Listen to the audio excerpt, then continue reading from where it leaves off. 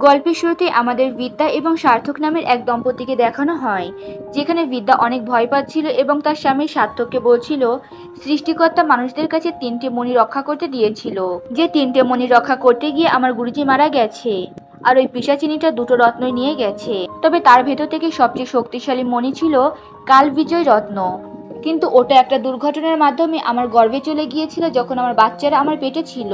আর গুরুজি বলেছে যখন আমার বাচ্চাদের 5 বছর পূর্ণ হবে তখনই ওই মনির শক্তি তাদের দুজনের ভেতরে ভাগ হয়ে যাবে। আর আজকেই ছিল তার বাচ্চাদের 5মতম জন্মদিন। এটা নিয়ে বিদ্যা অনেক কান্না করছিল এবং ভয় পাচ্ছিল, কারণ আজকের পর থেকে ওই পিশাচিনীটা তার বাচ্চার উপরে নজর রাখবে। কিন্তু এখানে সার্থক বিদ্যাকে কোনো রকমের শান্ত করে এবং নিজেদের কাজে চলে যায়। সিন এখান থেকে কাট হয়ে যায় আমাদের নায়িকাদের ওপর, যেখানে বড়জনের নাম ছিল দৃষ্টি এবং ছোট বোনের নাম ছিল দিব্যা। তো ঘুমের ভেতরে দৃষ্টির মাথা যখন ব্যথা করছিল তখন সে তার ছোট বোন দিব্যাকে ডাকে আর বলে, দিব্যি ওঠ, আমার মাথা খুব ব্যথা করছে। ঘুমে কাদা হয়ে থাকা দিব্যা তখন বলে, দিদি ঘুমিয়ে পড়ো, তাহলে আর ব্যথা করবে না। ওই সময় দৃষ্টির মাথায় 3য় চোখ ওঠে আর সে একটা ভবিষ্যৎ দেখতে পারে, যেখানে দৃষ্টি দেখে তাদের গ্রামে পানির যে ড্যাম আছে ওটা ভেঙে যাবে এবং শত শত গ্রামবাসী মারা যাবে। সে ভয় পেয়ে যখন চোখ খোলে তখন তার নজর পাশের আয়নায় যায় আর সে দেখতে পারে তার কপালে একটা আলো দেখা যাচ্ছে। দৃষ্টি যখন দিব্যাকে ডাকতে যাবে আর এটা বলবে, দেখতে পারে দিব্যার হাতেও একটা আলো আছে। বাচ্চা দিব্যা এটা দেখে ভয় পায় এবং তার বোনকে বলে, দিদি এটা সরিয়ে দাও, আমার খুব ভয় করছে। তবে দৃষ্টি এই দিকে নজর না দিয়ে সে পাগলের মতন দিব্যাকে বলছিল, দিব্যি সবাই মরে যাবে, সবাই মরে যাবে, পানিতে সবাই ভেসে যাবে। বাচ্চা দিব্যি তো ভাবছিল তার বোন হয়তো কোনো স্বপ্ন দেখেছে। তারপরেও সে তার বোনকে সান্ত্বনা দেওয়ার জন্য জানায়, তাদের বাবা তো ওই ড্যামেরই একজন ম্যানেজার এবং আজকে নাইট শিফটে সেই আছে, কিছু হলে তার বাবাই সবকিছু দেখে নেবে। তবে দৃষ্টির মন মানছিল না, সে বারবার দিব্যাকে বলছিল এখান থেকে বের হয়ে যাওয়ার জন্য। দিব্যা তখন বলে, কিন্তু দিদি আমার হাতে তো কোনো লাঠি নেই যে আমরা দরজা ভেঙে তারপরে চলে যাব। সে হাত নাড়ানোর সঙ্গে সঙ্গে দেখা যায় সেখানে থাকা লোহার একটা রড তার হাতের উপরে চলে এসেছে। অর্থাৎ 5 বছর পূর্ণ হওয়ার সঙ্গে সঙ্গে এদের দুজনের ভেতরে শক্তি চলে এসেছে। তখন দৃষ্টি আর সময় নষ্ট না করে দরজা ভাঙে এবং ওই ড্যামের উদ্দেশ্যে রওনা দেয়। তারা যখন সেখানে পৌঁছায় দেখতে পারে সবকিছুই ঠিক আছে। সিকিউরিটি আঙ্কেল যখন 2টো বাচ্চাকে এখানে দেখে তখন সে তাদেরকে বাসায় যেতে বলে। তবে দৃষ্টি তাকেও জানায় এখানে একটু পরেই ড্যাম ভেঙে যাবে। আঙ্কেলরা তো বিশ্বাস করছিল না। ওই মুহূর্তে দেখা যায় পেছন থেকে একটা ড্যামের ফাটল ভেঙে গেছে এবং সেটা দিয়ে অনেক বেশি পানি বের হচ্ছে। সিকিউরিটি আঙ্কেল এদেরকে বাসায় চলে যেতে বলে এবং নিজে গ্রামবাসীদেরকে সতর্ক করার জন্য মাইকিং করতে যায়। দৃষ্টি দিব্যাকে বলে, তুই কিছু একটা কর, না হলে সবাই মারা যাবে। দিব্যা যখন হাত নাড়ায় তখন না চাইতেও তার হাতের সাহায্যে বড় বড় পাথর এবং গাছ গিয়ে ওই ড্যামের মুখের উপরে পড়ে এবং ফাটল ওখান থেকে আটকে যায় এবং কোনো পানি আর বের হচ্ছিল না। এত সময় মাইকিং শুনে গ্রামবাসীরা চলে আসে এবং যখন দেখতে পারে 2টো বাচ্চা এখানে জাদু করছে তখন এরা তো জয় জয়কার করছিল এবং ভাবছিল স্বর্গ থেকে হয়তো কোনো দেবতা তাদের ভেতরে চলে এসেছে। ওই সময় একজন সাংবাদিকও সেখান দিয়ে যাচ্ছিল এবং 2জন বাচ্চাকে এমন ম্যাজিক করতে দেখে তাদের ছবি তার ক্যামেরাবন্দি করে নেয়। সিন এখান থেকে 5 বছর আগে দিব্য দৃষ্টির মায়ের ওপর অর্থাৎ বিদ্যার ওপরে চলে যায়। বিদ্যা তখন গর্ভবতী অবস্থায় তার গুরুজির সঙ্গে দেখা করতে এসেছিল। গুরুজি তখন তাকে জানায় পিশাচিনী তাদের থেকে 2টো রত্ন নিয়ে গেছে, যার ভেতরে একটা ছিল তত্ত্বরত্ন। এই মণি যার কাছে থাকবে সে মাটি, পানি, বাতাস, আগুন এবং আকাশের উপরে নিয়ন্ত্রণ করতে পারবে। আর দ্বিতীয়টি ছিল মায়াবী রত্ন। এর সাহায্যে সে যে কাউকে হিপনোটাইজ অথবা সম্মোহন করতে পারত।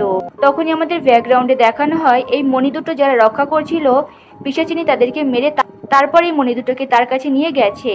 এরপর গুরুজি বিদ্যাকে নিয়ে তার একটা গোপন গুহায় চলে যায়, যেখানে তার আরো একজন শিষ্য ছিল। এই লোকটাকে একটু মনে রেখো, পরবর্তীতে এর অনেক বড় ভূমিকা আছে। গুরুজি যখনই 3য় এবং সবচেয়ে শক্তিশালী রত্ন বের করবে এবং দিব্যাকে দিবে তার আগেই সেখানে পিশাচিনী চলে আসে। গুরুজি দিব্যাকে বাঁচানোর জন্য যখনই সেখান থেকে পাঠিয়ে দিবে তার আগে পিশাচিনী তাকে আটকে ফেলে এবং বাইরে বের হতে দেয় না। সেই সময় গুরুজি পিশাচিনীর উপরে আক্রমণ করলে তাকে পাথর বানিয়ে দেয়। তবে পিশাচিনী এদের সকলে থেকে অনেক বেশি শক্তিশালী ছিল। সে গুরুজির উপরে মজা নেয় এবং বলে, কি গুরুজি, আপনি বুড়ো হয়ে গেছেন আর ভুলে গেছেন? আপনি হয়তো ভুলে যাচ্ছেন আমার কাছে এখন 2টো মণি রয়েছে এবং এর সাহায্যে আমি মাটি, পানি, বায়ু, আকাশ সবকিছুর উপরে রাজত্ব করতে পারি। তাই আপনার এই 2 টাকা জাদু অফ করুন। এই পিশাচিনীর নাম হচ্ছে সাচিনী। তো এরপরের থেকে আমরা ওকে সাচিনী বলেই ডাকবো। আর সাচিনীর কথায় যোগ দিয়েছিল সে এখানে সব থেকে বেশি পাওয়ারফুল ছিল। তবে যখনই সাচিনী একটু অন্যমনস্ক হয়ে পেছনে ফিরে তাকায় তখনই গুরুজি তার হাতে থাকা ওই 3য় মণিটা বিদ্যার দিকে ছুঁড়ে মারে। তবে পিশাচিনী দ্রুতই উঠে পড়ে এবং যখন দেখে বিদ্যার দিকে ওই মণিটা ছুঁড়ে দেওয়া হচ্ছে তখনই সে মাঝখান থেকে ঢুকে ওই মণিটাকে নিতে চায়। তবে দুর্ভাগ্যবশত ওই মণিটা পিশাচিনীর চোখ চিরে এরপরে বিদ্যার পেটের ভেতরে ঢুকে যায়। আর ওই সময় বিদ্যা 9 মাসের গর্ভবতী ছিল। আর মণিটা পিশাচিনীর চোখের উপরে লাগার পরে পিশাচিনীর চোখ নষ্ট হয়ে যায় এবং সে কয়েক সেকেন্ডের জন্য সেখানে বেহুশ হয়ে পড়ে। এই সুযোগে গুরুজি বিদ্যাকে সেখান থেকে পালাতে বলে আর বিদ্যার উদ্দেশ্যে বলে, শুভ অশুভ যা কিছু হবে পূর্ণ চাঁদের অর্ধরাতে হবে। আর এই রাত এত বেশি ভয়ঙ্কর হবে যে হৃদয় কেঁপে ওঠানোর মতন হবে। যা হারিয়ে যাবে তা খুঁজে পাবে ওই পূর্ণিমা রাতেই হবে। এই কথাটা মনে রাখতে বলে বিদ্যাকে সেখান থেকে পাঠিয়ে দেয়। এরপর সে তার আরো একজন ছাত্রকে বলে বিদ্যার পেটের ভেতরে থাকা তার বাচ্চারা তৃতীয় মনির শক্তি পাবে, অর্থাৎ কালবিজয়ী রত্নের শক্তি পাবে, যার ভেতরে একজন ভবিষ্যৎ দেখতে পারবে এবং আর একজন পাবে মনোগামী শক্তি, যে শক্তির মাধ্যমে সে ভবিষ্যৎ আটকাতে পারবে। কিন্তু এই সৃষ্টির রক্ষা তখনই হবে যখন বিদ্যার বংশধররা আমার বংশধরের সঙ্গে মিলিত হবে, অর্থাৎ বিদ্যার সন্তান এই গুরুজির কোনো একজন বংশধরের কাছে যাবে। তখন তারা তিনজন মিলে এই সৃষ্টিকে রক্ষা করতে পারবে। আর এত সময় যে সাচিনী সেখানে অজ্ঞান হওয়ার নাটক করছিল সে এই সমস্ত কথাই শোনে। সে যখন গুরুজিকে মারবে তার আগে এই গুরুজি বলে, তোর হাতে মরার থেকে ভালো আমি নিজের থেকেই মারা যাই। এরপরে গুরুজি নিজেকে নিজে সেখানেই মেরে ফেলে। তবে সাচিনী এখানে অনেক রেগে যায়, কারণ তার কাছে আরো অনেক বেশি প্রশ্ন ছিল যেগুলোর উত্তর তার জানা ছিল না। সে গুরুজির ওই ছাত্রের গলা টিপে ধরে এবং বলে, সত্যি করে বল এই গুরুজির শেষ বংশধর কে? তখন ওই ছাত্র না চাইতেও বলে দেয় মহিমা, অর্থাৎ এই গুরুজির মেয়ের ছেলে, অর্থাৎ গুরুজির নাতির কথা বলে দেয়। আর আমরা অন্যদিকে বিদ্যাকে দেখতে পারি এই ঘটনার পরে সে সার্থককে নিয়ে এই গ্রাম ছেড়ে পালিয়ে যায়। কারণ ছিল দুটো, একটা দিব্য দৃষ্টির ভবিষ্যৎ এবং দ্বিতীয়টা তার গর্ভে রয়েছে সব থেকে শক্তিশালী মণি কালবিজয় রত্ন। সিন এবার চলে আসে বর্তমানে, যেখানে আমরা দেখতে পারি সাচিনী গাছের ওপরে বসে মহিমা এবং তার ছেলে রক্ষিতের উপরে নজর রাখছিল।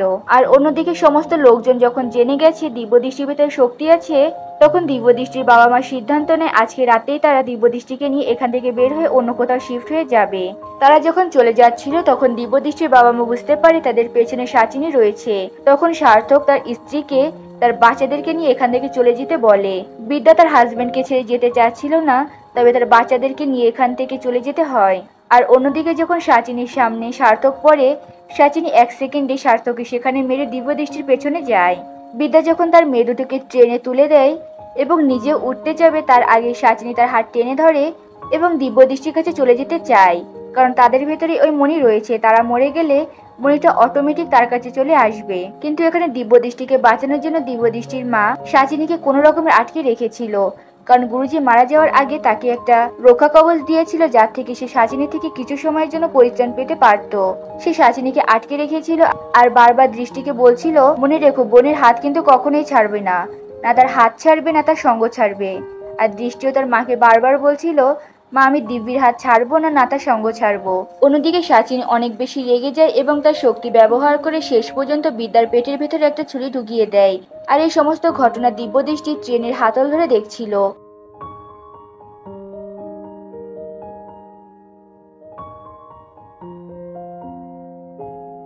তার মাকে যখন সাচিনী মেরে ফেলছিল তখন তারা দুজনেই সাচিনীর একটা চোখ নেই এটা দেখে ফেলে এবং ওই একটা চোখে লাল একটা আলো তারা স্পষ্ট দেখতে পারে। তার মাকে মরে যেতে দেখে এরা দুজনে অনেক কান্না করছিল আর দিব্যা তার মায়ের কাছে যাওয়ার জন্য অনেক ছটফট করছিল। এর ভেতরে তার হাত দৃষ্টির হাতে থেকে ছুটকে যায় এবং দিব্যা ট্রেন থেকে নিচে পড়ে যায় আর দৃষ্টি ওই ট্রেনের ভিতর থেকে যায়। আর এখান দিয়ে দুই বোনের যাত্রা আলাদা হয়ে যায়। এর কিছু সময় পরে দৃষ্টি আবার একটা ভীষণ দেখে, অর্থাৎ ভবিষ্যৎ দেখে এই ট্রেনে আগুন ধরে যাবে।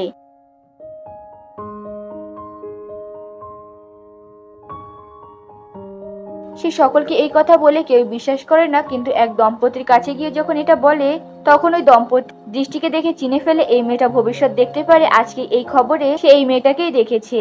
তখন এরা দৃষ্টিকে নেয় এবং তাকে ট্রেন থেকে লাফ দিতে বলে। দৃষ্টি বারবার বলছিল সমস্ত মানুষজনদেরকে বাঁচানোর জন্য তাদের সতর্ক করতে যে এই ট্রেনে একটু পরে আগুন লেগে যাবে। তখন ওই মহিলা মিথ্যে বলে যে বাবা হ্যাঁ আমরা এটা করেছি, সকলকে জানিয়ে দিয়েছে, ওরাও বের হয়ে যাচ্ছে। এরপরে সে দৃষ্টিকে নিয়ে কোনো রকমে সেখান থেকে লাফ দেয় এবং এর কয়েক সেকেন্ড পরে আমরা দেখতে পারি ওই সম্পূর্ণ ট্রেনে আগুন ধরে যায় এবং প্রচুর জোরে একটা বিস্ফোট হয়। আর বাচ্চা দৃষ্টি এত বড় একটা দুর্ঘটনা দেখে আগুন থেকে একটা ট্রমাটাইজ হয়ে পড়ে। আর অন্যদিকে সাচিনী বিদ্যাকে আটকে রাখার জন্য অনেক বেশি দেরি হয়ে গিয়েছিল এবং যখন এসে দেখে ট্রেনে আগুন ধরে গেছে তখন সেভাবে হয়তো দিব্যর দৃষ্টি মরে গেছে।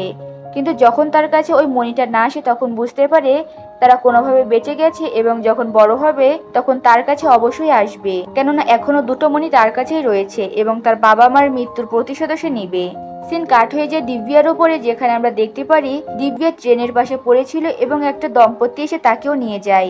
দৃশ্য চলে যায় এখান থেকে ঠিক 20 বছর পরে সাচিনীর ওপর, যেখানে তারা আমাদের নায়ক রক্ষিতের চাচা এবং চাচির ওপরে অনেক বেশি রাগ করছিল, কারণ তার চাচা চাচিকে তারা অনেক বেশি টাকা দিত দিব্য দৃষ্টিকে খুঁজে দেওয়ার জন্য, কিন্তু তারা কোনোদিনই সাচিনীকে দিব্য দৃষ্টির খবর দিতে পারতো না। রক্ষিতের চাচির নাম ছিল অ্যাশ। ওরা সাচিনীর সঙ্গে মিলিত ছিল শুধুমাত্র টাকার জন্য। সাচিনী ওদেরকে টাকা দিত এবং এর পরিবর্তে সাচিনীর ছোট ছোট কাজ এরা করে দিত। সিন চলে যায় এখান থেকে আমাদের দৃষ্টির ওপর, যেখানে দৃষ্টি অনেক বড় হয়ে গেছে এবং সে এইমাত্র একটা ভবিষ্যৎ দেখেছে।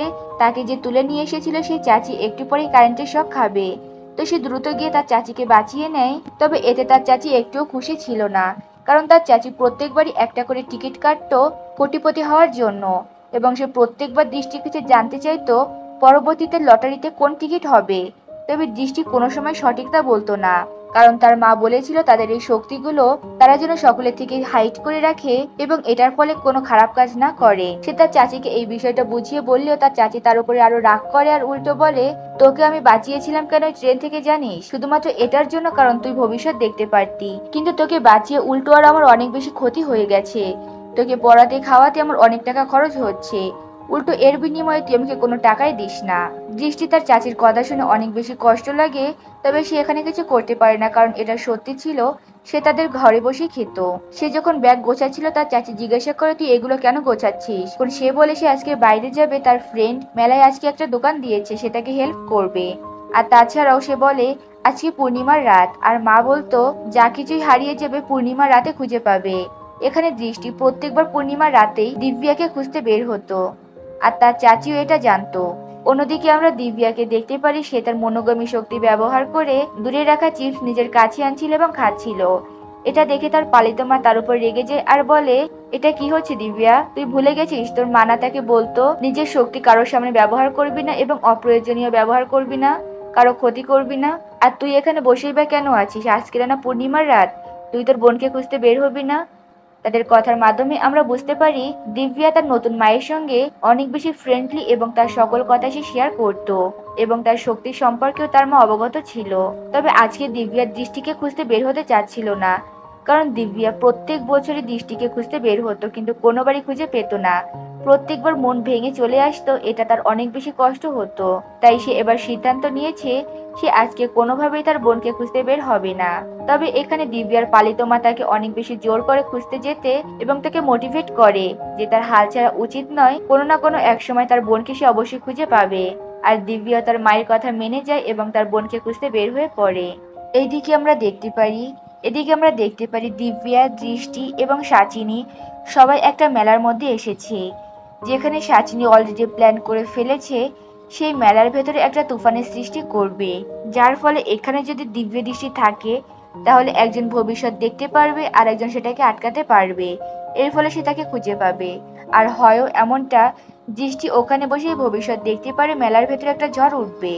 আর যখনই ঝড়টা শুরু হয়ে যায় মেলার ভেতরে থাকা সমস্ত মানুষজন এদিক ওদিক ছোটাছুটি করতে থাকে। ওই মেলার ভেতরে দিব্যাও ছিল এবং দৃষ্টিও ছিল। তারা দুজনে আবার মানুষদের হেল্প করছিল নিজেদের মতন করে।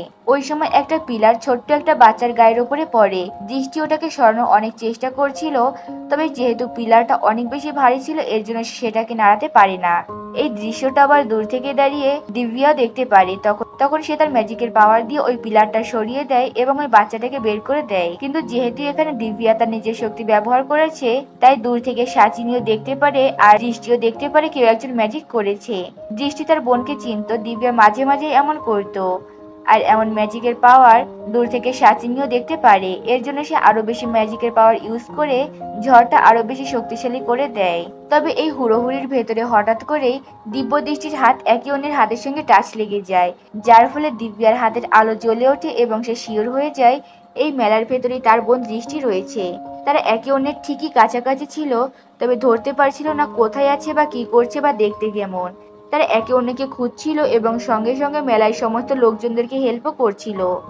ওই সময় আমরা দূর থেকে ওই টাকলু কাকুকে দেখতে পারি, যে গুরুজির একজন শিষ্য ছিল। তো ওকে আমরা টাকলু কাকু বলেই ডাকবো।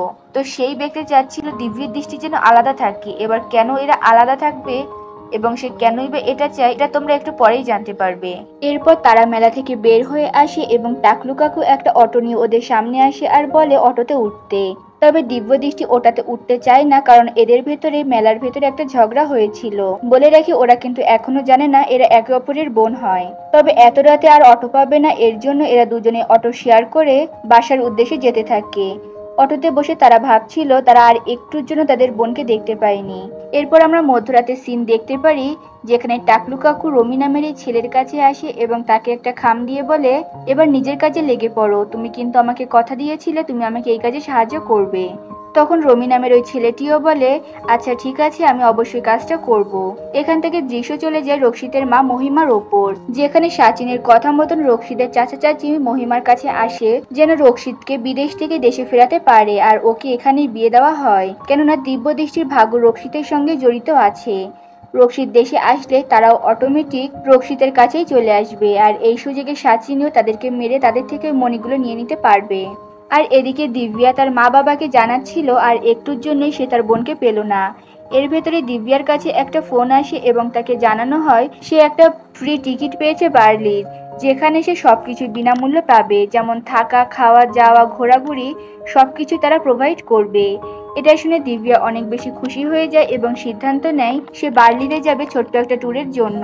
আর অন্যদিকে দৃষ্টিরও বার্লি শহরেই একটা কাজ হয়েছিল, কিন্তু তার চাচি কোনোভাবেই এই কাজটা তাকে করতে দিতে চায় না, কারণ বাসার সব কাজ সে দৃষ্টিকে দিয়েই করাতো। তখন রমি তার মায়ের কাছে আসে এবং জানায় দিদির অফিস থেকে তাকে অনেক কিছু দিবে, যেমন টাকা, থাকার জন্য বাড়ি এবং যাতায়াতের জন্য গাড়িও দিবে। এত কিছু যখন দৃষ্টি পাবে এটা শুনে তখন রমির মা অনেক লোভে পড়ে যায় এবং দৃষ্টিকে যাওয়ার পারমিশন দিয়ে দেয়। দৃষ্টি তার ভাই অর্থাৎ রমিকে খুশি হয়ে জড়িয়ে ধরে আর তাকে ধন্যবাদ জানায় তার সাহায্যের জন্য। রমি তখন দৃষ্টিকে বলে, দি তুমি ভুলে গেছো, ওই দিন যদি তুমি বাবা মাকে ট্রেন থেকে না বাঁচাতে তাহলে এই দুনিয়ায় তো আমি আসতামই না, তাই ধন্যবাদ আমার প্রাপ্য না। এখন তুমি নিজের ঘরে যাও এবং নিজের ব্যাগ গোছাও। দৃষ্টি সেখান থেকে চলে গেলে আমরা দেখতে পারি রমি ওই টাকলু কাকুকে ফোন করেছে এবং তাকে জানায় সে তার কাজ করে দিয়েছে।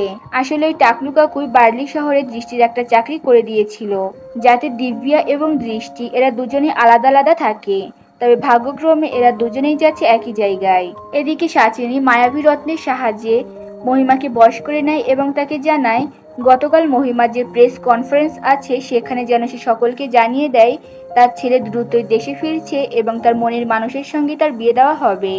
আর মহিমা যেন অবশ্যই সাচিনীর এই লকেটটা সকলের সামনে দেখিয়ে দেখিয়ে কথাগুলো বলে, যাতে দিব্য দৃষ্টির চোখে এই মণি দুটো পড়ে। এরপর সে সবকিছু নর্মাল করে দিয়ে সেখান থেকে চলে যায়। কিন্তু সাচিনীর দুর্ভাগ্য ছিল মহিমা সেই কনফারেন্সে প্রত্যেকটা কথাই দিব্য দৃষ্টি মিস করেছিল, কারণ তারা তখন প্লেনের উদ্দেশ্যে বার্লি যাচ্ছিল, যার ফলে সাচিনীর এই প্ল্যানটা সম্পূর্ণ নষ্ট হয়ে যায়। সিন চলে যায় বার্লি শহরের সমুদ্রের বিচে আমাদের নায়কের ওপর, যেখানে রক্ষিত দেখতে পারে সমুদ্রের পাড়ে একটা প্রোগ্রাম অনুষ্ঠিত হচ্ছে, যেখানে একটা বাইক নিয়ে জ্বলন্ত গাড়ির ওপর দিয়ে জাম্প করতে হবে। তখন রক্ষিত সিদ্ধান্ত নেয় সে এই চ্যালেঞ্জে অংশগ্রহণ করবে। রক্ষিতের পাশে থাকা এই মেয়েটার নাম হচ্ছে লাবণ্য এবং সে নিজেকে রক্ষিতের গার্লফ্রেন্ড দাবি করত। সে রক্ষিতকে চেয়ার আপ করছিল এই বিষয়টা নিয়ে। দিব্যাও ওই সময় বার্লি শহরের এই বিচে ঘুরতে আসে এবং সে যখন রক্ষিতের মতন একজন হ্যান্ডসাম ছেলে দেখতে পারে তখনই তাকে দেখে সে ক্রাশ খেয়ে ফেলে। যাই হোক, রক্ষিত যখনই চ্যালেঞ্জে জিতে যায় তখনই রক্ষিতের কাছে দিব্যা আসে এবং তার নজরে পড়ার জন্য সে রক্ষিতকে চ্যালেঞ্জ দিয়ে বলে, আমি তোমার থেকে উঁচুতে এই বাইক নিয়ে জাম্প করতে পারি, তুমি শুধু দেখতে থাকো। এরপর দিব্যাও রেডি হয় এবং সেও জাম্প করে, তবে সে জাম্প করার সময় তার শক্তি ব্যবহার করে রক্ষিতের থেকে উঁচুতে বাইক ওঠায় এবং রক্ষিতকে এই চ্যালেঞ্জে হারিয়ে দেয়। একটা মেয়ে এত বড় টাফ একটা চ্যালেঞ্জ জিতে গেছে এটা দেখে রক্ষিত সহ বিচে উপস্থিত সকলেই অবাক হয়ে যায়। কিন্তু দিব্যা এখানে একটু বেশি পার্ট নেওয়ার জন্য ধপাস করে সমুদ্রের বিচের মধ্যিখানে পড়ে যায়। ওই সময় রক্ষিত তাকে হেল্প করার জন্য আসে এবং কোলে নিয়ে তাকে সমুদ্রের পাড়ে দাঁড় করিয়ে দেয়। রক্ষিতের এমন সফট কর্নার এবং এমন হ্যান্ডসাম ছেলে দেখে দিব্যা তার উপরে আবার ক্রাশ খেয়ে যায় এবং বলে, এই তোমার প্রিন্স চার্মিং। এরপরে সেও রক্ষিতদের পেছনে যায় এবং তাকে বলে, আমি এখানে ফ্রি টিকিট নিয়ে এসেছি, তোমরা কি প্লিজ আমাকে আমার হোটেলে ড্রপ করে দিবে। এখানে রক্ষিতের গার্লফ্রেন্ড লাবণ্য একদমই তাকে নিতে চাচ্ছিল না, তবে রক্ষিত এখানে তাকে হেল্প করে দেয়। অন্যদিকে দৃষ্টির যেই বার্লিতে কাজ হয়েছিল সেটা হচ্ছে রক্ষিতের অ্যাসিস্ট্যান্ট অর্থাৎ পিএ। তো রক্ষিত তো বাইরে ছিল, এর জন্য ওখানকার একটা লোক তাকে বলে এখানে বসে যেন সে রক্ষিতের জন্য ওয়েট করে। লোকটি রক্ষিতের একটা টাই যখন টেবিলের ওপর রাখে এবং দৃষ্টি ওটাকে ছোঁয়, তখন সে রক্ষিতের ভবিষ্যৎ দেখতে পারে। সে দেখতে পারে রক্ষিত প্লেনে করে কোথাও যাবে এবং ওই প্লেনে অনেক বড় একটা ব্লাস্ট হবে। এটা দেখে সে ভয় পেয়ে যায় এবং বারবার এই লোকটার কাছে যাচ্ছিল এবং জিজ্ঞাসা করছিল রক্ষিত স্যার কখন আসবে। একটু পরেই রক্ষিত লাবণ্যকে নিয়ে এই হোটেলে আসছিল, তবে লাবণ্য রক্ষিতের ওপর অনেক বেশি রেগে গিয়েছিল। রক্ষিত তার হাত ধরে টান দেয় আর বলে, তোমার সমস্যা কি, তুমি রেগে কেন আছো। তখন লাবণ্য উল্টো রাগ দেখিয়ে বলে, তোমার মা তোমার বিয়ে ঠিক করেছে এটা ঠিক আছে, যখন তোমাকে জানতে চাইলো তোমার মনের মানুষ আছে কিনা, তখন তুমি আমার সামনেই বললে তোমার নাকি কেউ নেই, তাহলে আমি কে। এমন উল্টো পাল্টা আরো কিছু কথা শুনিয়ে দিয়ে সেখান থেকে চলে যায়। লাবণ্য সেখান থেকে চলে গেলে দৃষ্টি ও রক্ষিতকে খুঁজতেই বের হচ্ছিল এবং রক্ষিতের সঙ্গে ধাক্কা লেগেই পড়ে যাবে, তার আগে রক্ষিত তাকে এমনভাবে ধরে ফেলে। আর দৃষ্টি যখন পানিতে চোখ বোলায় তখন দেখতে পারে প্লেন ব্লাস্টের একটা ভীষণ সেই পানির ওপরে দেখতে পারছে, আর তখন বুঝতে পারে এটাই রক্ষিত। দৃষ্টি তখন প্লেন দুর্ঘটনা থেকে রক্ষিতকে বাঁচানোর জন্য বলে, স্যার আমরা আজকের মিটিংটা অ্যাটেন্ড করে তারপরে না হয় গতকালকে ইন্ডিয়ায় ফিরবো। রক্ষিত কিছু বুঝতে পারছিল না এই মেয়েটাকে এবং তার লাইফের ডিসিশন সে কেন নিচ্ছে। তখন এই লোকটা আবার আসে এবং তাকে জানায় দৃষ্টিকে তারা নতুন করে তার পি অ্যাসিস্ট্যান্ট হিসেবে নিয়েছে। রক্ষিত তখন দৃষ্টির দিকে তাকিয়ে বলে, এখন তুমি আমাকে বলে দিবে আমি কি করব আর না করব। আমরা আজকে প্লেনে উঠবো এবং আজকে দেশের উদ্দেশ্যে রওনা হব। যদি তোমার কাজটা করতে হয় তাহলে তুমি আমার সঙ্গে ইন্ডিয়ায় আসবে, আর যদি না করতে চাও তাহলে তোমার রাস্তা তুমি দেখে নাও। রক্ষিত যখন তার গাড়ির কাছে যাচ্ছিল তখন লাবণ্য তার কাছে আসে এবং তাকে সরি বলে, ওই সময় আমার মাথা খুব গরম ছিল, এর জন্য আমি ভুলভাল বলে ফেলেছি, তবে রক্ষিত তুমি প্লিজ আমাকে তোমার লাইফ পার্টনার বানাবে। আর রক্ষিতের যেহেতু লাবণ্য ভালো ফ্রেন্ড ছিল, সেই ফ্রেন্ডের খাতিরে সে হ্যাক করে দেয়। তবে এখানে রক্ষিতের চোখ মুখ দেখে বোঝা যাচ্ছিল সে তাকে ফ্রেন্ড হিসেবে পছন্দ করলেও তাকে ভালোবাসতো না। ওই সময় দৃষ্টিও আসে এবং তাদের সঙ্গে যাওয়ার জন্য গাড়িতে উঠে পড়ে, কারণ তার এই চাকরিটাও করতে হবে এবং সে রক্ষিতকেও বাঁচাতে চাচ্ছিল। দৃষ্টিকে গাড়িতে উঠতে দেখে এখানে রক্ষিত তার দিকে তাকায় এবং বলে, ভালো সিদ্ধান্ত। ওই সময় কোথা থেকে আবার দিব্যাও চলে আসে এবং তাদের কাছে হেল্প চেয়ে বলে, আমি শুনেছি তোমরা আবার ইন্ডিয়া ব্যাক করছো, তা তোমরা কি প্লিজ আমাকে একটু সঙ্গে নিয়ে যাবে। আসলে আমি এখানে এসে চিট হয়েছি, ওরা আমাকে এখানে আসার সমস্ত টিকিট তো দিয়েছে কিন্তু আমাকে ফেরত যাওয়ার টিকিট দেয়নি, আর আমার কাছে টাকাও নেই, তাই তোমরা প্লিজ আমাকে একটু লিফট দিয়ে দাও। ওই সময় দৃষ্টি যখন দিব্যাকে দেখে তখন তার উপর রেগে যায় আর বলে, স্যার ওকে একদম নিবেন না। আর অন্য দিক দিয়ে লাবণ্যও বলছিল, রক্ষিত বেবি তুমি ওকে একদমই নিবে না। আর এদিকে দিব্যা বলছিল, প্লিজ আমাকে সঙ্গে নিয়ে যাও। আর রক্ষিত সকলকে চুপ করিয়ে দিয়ে দিব্যাকে তাদের সঙ্গে নিয়ে যায়, তবে সে শর্ত দেয় এই 3 মেয়ের 1 মেয়ের মুখ দিয়ে যেন একটা কথা বের না হয়। এরপরে সিনে আমরা দেখতে পারি এরা সকলে প্লেনের ভেতরে রয়েছে, যেখানে বিজনেস ক্লাসে দিব্যা, লাবণ্য এবং রক্ষিত ছিল এবং সামনের অন্য একটা সাইডে ছিল দৃষ্টি। এখানে কাজের ফাঁকে রক্ষিতের নজর পড়ছিল দৃষ্টির ওপর, আর দৃষ্টি বারবার লক্ষ্য রাখছিল যাতে রক্ষিতের ওপরে কোনো বিপদ এসে না পড়ে। এর ফলে তাদের দুজনের আই কন্ট্যাক্ট হয়ে যায়। কিছু সময় পরে প্লেনে যখন একটু সমস্যা হয় তখন সকলকে জানিয়ে দেওয়া হয় বাইরের আবহাওয়া প্রচন্ড খারাপ থাকায় প্লেনে কিছু সমস্যা হচ্ছে, সকলে যেন সিট বেল্ট বেঁধে নেয়। ওই সময় দৃষ্টি লক্ষ্য করে রক্ষিতের ওপর প্লেনের একটা দরজা ভেঙে পড়বে। সে দৌড়ে যায় এবং রক্ষিতকে নিজের দিকে টেনে আনে, যার কারণে রক্ষিতের তেমন কোনো ক্ষতি না হলেও দৃষ্টির হাতে ব্যথা পায়। রক্ষিত দৃষ্টিকে পাশে সরিয়ে দিয়ে নিজে যায় কোনো রকমের প্লেনের দরজাটা আটকাতে, তবে সমস্যা হচ্ছে এত তীব্র বাতাসের ধাক্কায় তার একার পক্ষে সম্ভব হচ্ছিল না দরজাটা লাগানোর। ওই সময় দিব্যা আসে এবং সে রক্ষিতকে তার ম্যাজিকের পাওয়ার দিয়ে সাহায্য করে এবং দুজনে মিলে কোনো রকমের প্লেনের দরজাটা আপাতত আটকে দেয়। প্লেনে সবকিছু ঠিক হয়ে গেলে রক্ষিত দৃষ্টির দিকে শান্ত নজরে তাকায় এবং বলে, দৃষ্টি যদি চায় তাহলে রক্ষিতদের সঙ্গে সে বসতে পারে। দৃষ্টিও যখন রক্ষিতের সঙ্গে বসেছিল তখন বারবার রক্ষিতের নজর দৃষ্টির দিকেই যাচ্ছিল।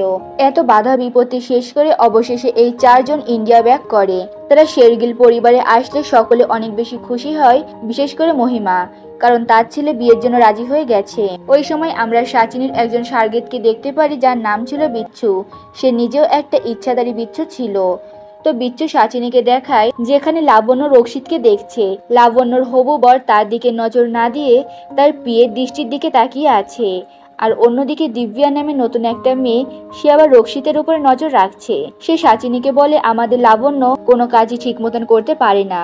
যদি পারতই তাহলে রক্ষিত তার দিকে তাকিয়ে থাকতো, দৃষ্টির দিকে নয়। যার অর্থ ছিল লাবণ্যকে সাচিনী পাঠিয়েছে রক্ষিতের কাছে। এদিকে রক্ষিতের পরিবারের সকলে রক্ষিতের বিয়ে নিয়ে অনেক বেশি খুশি ছিল। বিশেষ করে রক্ষিতের আর একজন চাচি, যার নাম ছিল ওজাসমিনী, এবং রক্ষিতের চাচাতো বোনরা। তাদের সকলের এত মাতামাতি দেখে মহিমা সিদ্ধান্ত নেয় আগামীকালকেই রক্ষিতের আংটি বদল হবে। একথা শোনার পরে দিব্যা উঠে দাঁড়ায় এবং সকলের সামনে নিজের পরিচয় দিয়ে বলে, প্লেনে সে এবং লাবণ্য এত ভালো ফ্রেন্ড হয়ে গেছে যে সে চায় লাবণ্যর বিয়ে সমস্ত পার্টির অ্যারেঞ্জমেন্ট যেন দিব্যাকে করতে দেওয়া হয়। আর এই সুবাদে সেও শেরগিল পরিবারে থাকতে পারবে এবং ধীরে ধীরে রক্ষিতের কাছাকাছি যেতে পারবে। লাবণ্য এখানে রাজি ছিল না তাকে থাকতে দিতে, তবে এখানে দিব্যা লাবণ্যকে ব্ল্যাকমেল করেছে, তুমি যদি আমাকে এখানে থাকতে না দাও তাহলে আমি সকলকে জানিয়ে দিব তুমি প্লেনে রক্ষিতকে না বাঁচিয়ে আগে নিজের জীবন বাঁচিয়েছো। আর এটা যদি মহিমা আন্টি জানতে পারে তাহলে অবশ্যই তোমার সঙ্গে তার বিয়ে দিবে না। এর জন্যই লাবণ্য হ্যাঁ করে দেয়। অন্যদিকে রক্ষিতের বিয়ে নিয়ে সকলে মেতে থাকলেও রক্ষিত এই বিয়ে নিয়ে মোটেও খুশি ছিল না, বরং তার কাজ নিয়ে এসে পড়েছিল। রক্ষিত যখন দৃষ্টির কাছে একটা ফাইল চায় তখন দেখতে পারে দৃষ্টির হাতে এত বেশি প্রেসার পড়ছে যে তার হাত থেকে রক্ত বের হচ্ছে। এর জন্য সে দৃষ্টির দিকে একটা ফার্স্ট এড বাক্স এগিয়ে দেয় এবং তাকে ড্রেসিং করে নিতে বলে। দৃষ্টি যখন ড্রেসিং শেষ করে তখন সে দিব্যার একটা স্কার্ফ নিচে পড়ে থাকতে দেখে, আর এই স্কার্ফটা নিয়েই মেলাতে তার সঙ্গে ঝগড়া হয়েছিল। ওই ওড়নাটা যখনই দৃষ্টি স্পর্শ করে তখন সে একটা ভবিষ্যৎ দেখতে পারে যে কেউ একজন কোনো একটা জায়গা থেকে পড়ে যাচ্ছে, কিন্তু কে এবং কোন জায়গা থেকে পড়ে যাচ্ছে এটা সে স্পষ্ট দেখতে পারে না। অন্যদিকে আমরা দিব্যাকে দেখতে পারি যে ছাদে ছিল, আর ওই সময় বিচ্ছু তার উপরে আক্রমণ করার জন্য এগিয়ে আসে। এত বড় একটা বিচ্ছু দেখে তো দিব্যা প্রথমে ঘাবড়ে যায় এবং পেছোতে শুরু করে। আর সিন এখান থেকেই চলে যায় ওজাসমিনীর ওপর, যেখানে সে এবং জ্যাস এরা দুজনে মিলে ঝগড়া করছিল সিঁড়ি বেয়ে উপরে উঠে কে আগে এই লাইটটা লাগাবে, কিন্তু এরা দুজনেই লাগাতে চাচ্ছিল না। আর তখন তাদের নজর পড়ে দৃষ্টির ওপর। তারা তখন দৃষ্টিকে ডাক দেয় এবং তাকে লাইটটি লাগাতে বলে দুজনেই সেখান থেকে বের হয়ে পড়ে। দৃষ্টি যখন দাঁড়িয়ে পড়ে লাইট লাগাচ্ছিল ওই সময় সে আবার ভবিষ্যৎ দেখতে পারে ছাদের ওপর থেকে দিব্যা নিচে পড়ে যাচ্ছে। ওই সময় সিঁড়ি বেয়ে আবার রক্ষিত নিচে নামছিল, আর যখন দেখতে পারে দৃষ্টি মাথায় হাত দিয়ে দাঁড়িয়ে আছে এবং পড়ে যাবে তার আগে সে দৌড়ে যায় এবং দৃষ্টিকে ধরে ফেলে।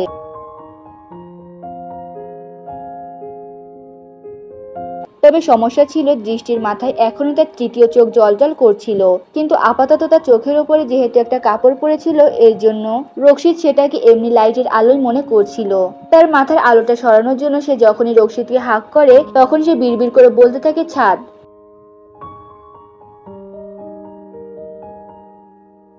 তখন রক্ষিত দৃষ্টির কাছে জিজ্ঞাসা করে ছাদে কি হবে, ছাদে কি কিছু হতে চলেছে? দৃষ্টি যখন কিছু বলে না তখন রক্ষিত তাকে কোনো রকমে সেখানে দাঁড় করিয়ে দিয়ে দৌড়ে ছাদে চলে যায়। আর রক্ষিতকে দেখার পরেই ছাদের ওখান থেকে বিচ্ছুটা গায়েব হয়ে যায়। যেহেতু বিচ্ছুটা গায়েব হয়ে গিয়েছিল এর জন্য দিব্যাও তার শক্তির ব্যবহার করে না ওই বিচ্ছুটার ওপর। তবে সে এখনো ঘাবড়ে ছিল এবং যখনই একটু পেছনে যায় তখনই সে মাথা ঘুরে পড়ে যাচ্ছিল। ওই সময় ঠিক আবার রক্ষিত তার হাত টেনে ধরে এবং কোনো রকমে তাকে বাঁচিয়ে নেয়। কিন্তু এখানে রক্ষিতকে হাঁক করে আবার দিব্যা অনেক বেশি খুশি ছিল এবং নাটক করে বলছিল সে একদমই ঠিক নেই, তাকে যেন কোলে করে নিচে নিয়ে যায়। সিন এখান থেকে চলে যায় টাকলু কাকুর ওপর, যেখানে সে রমির সঙ্গে দাঁড়িয়েছিল এবং যখন জানতে পারে দৃষ্টি রক্ষিতের আন্ডারেই কাজ করে তখন সে অবাক হয়ে যায় এবং বিড়বিড় করে বলতে থাকে তাহলে তো সবকিছু সর্বনাশ হয়ে যাবে। এই কথা শুনে রমি আবার চিন্তিত হয়ে পড়ে এবং টাকলু কাকুর হাত ধরে বলে, আঙ্কেল আপনি সত্যি করে বলুন আমার দিদির তো আবার কোনো ক্ষতি হয়ে যাবে না? সে ঠিক থাকবে তো? আমি কিন্তু আপনাকে খুব বেশি বিশ্বাস করি। এখানে টাকলু কাকু রমিকে আশ্বস্ত করে সে দৃষ্টির কোনো ক্ষতি হতে দিবে না। এরপর টাকলু কাকু চলে যায় সোজা শেরগিল ফ্যামিলিতে দৃষ্টি এবং রক্ষিতকে আলাদা করতে। তবে সেখানে গিয়ে সে আবার চমকে যায়, কারণ সে তার চোখের সামনে দিব্যাকেও দেখতে পারছিল। তখন সে বুঝে ফেলে সে আর কোনো কিছু করলেই কাজ হবে না, ভাগ্য তাদের তিনজনকে এক করেছে। দৃষ্টির কাজ যখন শেষ হয়ে গিয়েছিল তখন বাজে রাত 1টা। সে যখনই বাসায় যাচ্ছিল তখন মহিমা তাকে আটকে দিয়ে বলে এত রাত্রে বাসায় যাওয়াটা ঠিক হবে না, সেজন্য আজকে এখানে থেকে যায়। সে দৃষ্টিকে একটা গেস্ট রুম দেখিয়ে দেয় এবং সেখানে থাকতে বলে। দৃষ্টিও আজকে অনেক বেশি ক্লান্ত ছিল এত ঝড়ঝাপটার পরে। সে যখনই বেডে শুতে যায় তখনই সে বুঝতে পারে তার বেডের উপরে অলরেডি কেউ শুয়ে আছে। সে যখন চিৎকার করে ভয় পেয়ে যায় এবং লাইট জ্বালায় তখন দেখতে পারে বেডের উপরে আগে থেকে দিব্যা ঘুমিয়েছিল। দিব্যা তাকে দেখে রেগে যায় এবং বলে, তুমি আমার রুমের ভেতরে কি করছো? তখন দৃষ্টি তাকে বলে, এই গেস্ট রুমে আমাকেও পাঠানো হয়েছে। আমাদের দুজনকে এই রুমে যেহেতু শুতে দেওয়া হয়েছে, তাই আমাদের আজকের মতন অ্যাডজাস্ট করতে হবে।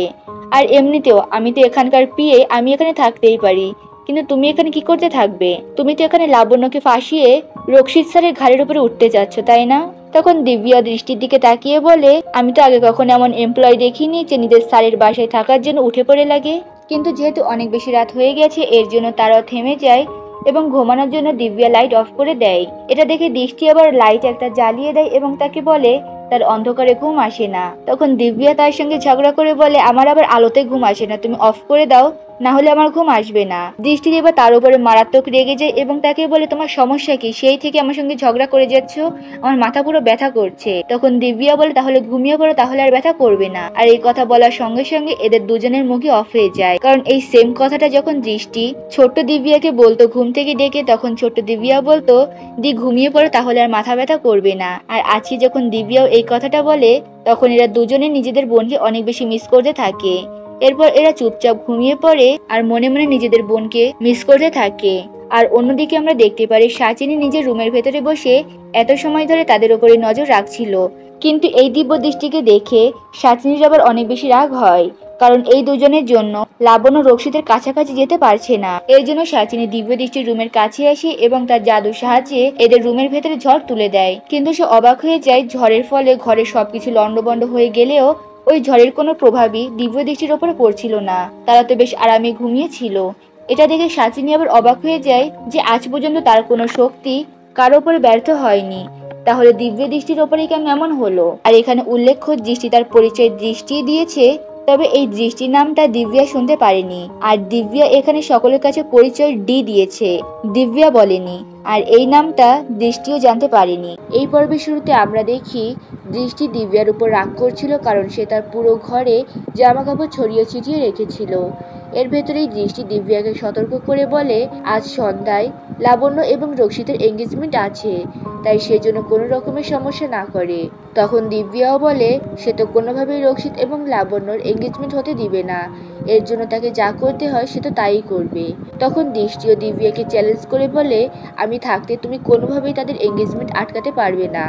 আজকে স্যার এবং লাবণ্যর এঙ্গেজমেন্ট তো হয়েই ছাড়বে।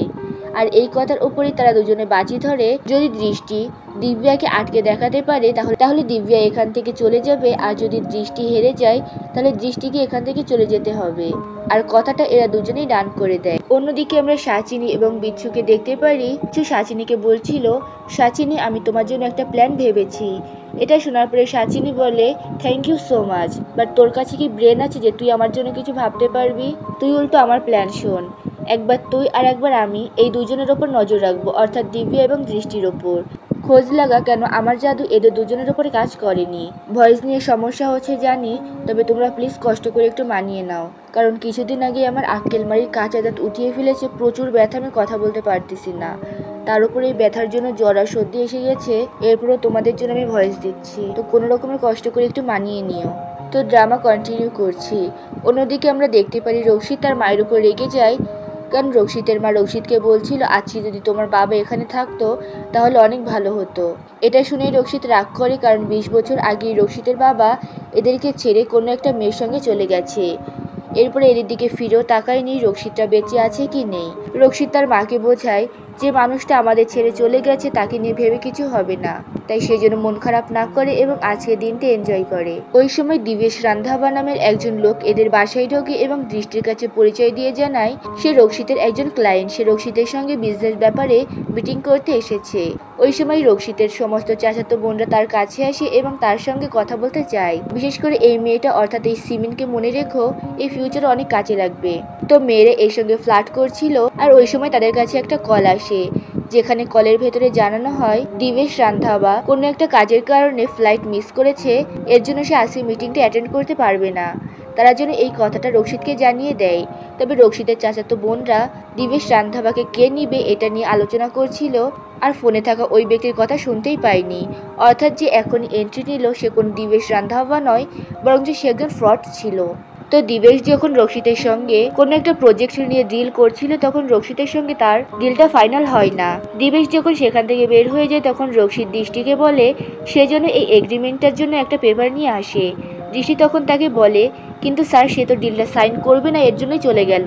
তখন রক্ষিত বলে সে অবশ্যই ফেরত আসবে। দৃষ্টি তখন রক্ষিতকে বলে স্যার আমার মনে হয় না সে এই ডিলটার প্রতি ইন্টারেস্টেড, কারণ তার কোনো নজরই ল্যাপটপের ওপর ছিল না। আমার একটু অন্যরকম লাগছে, একটু গড়বড় লাগছে। তখন রক্ষিত দৃষ্টিকে থামিয়ে দিয়ে বলে বিজনেস আমি করছি, তুমি না। তোমাকে আমি যেটা বলছি সেটাই করো। ওই সময় পেছন থেকে দিবেশ আসে এবং রক্ষিতকে বলে ওকে ফাইন, আমি আপনার সঙ্গে এই ডিলটা করতে রাজি আছি।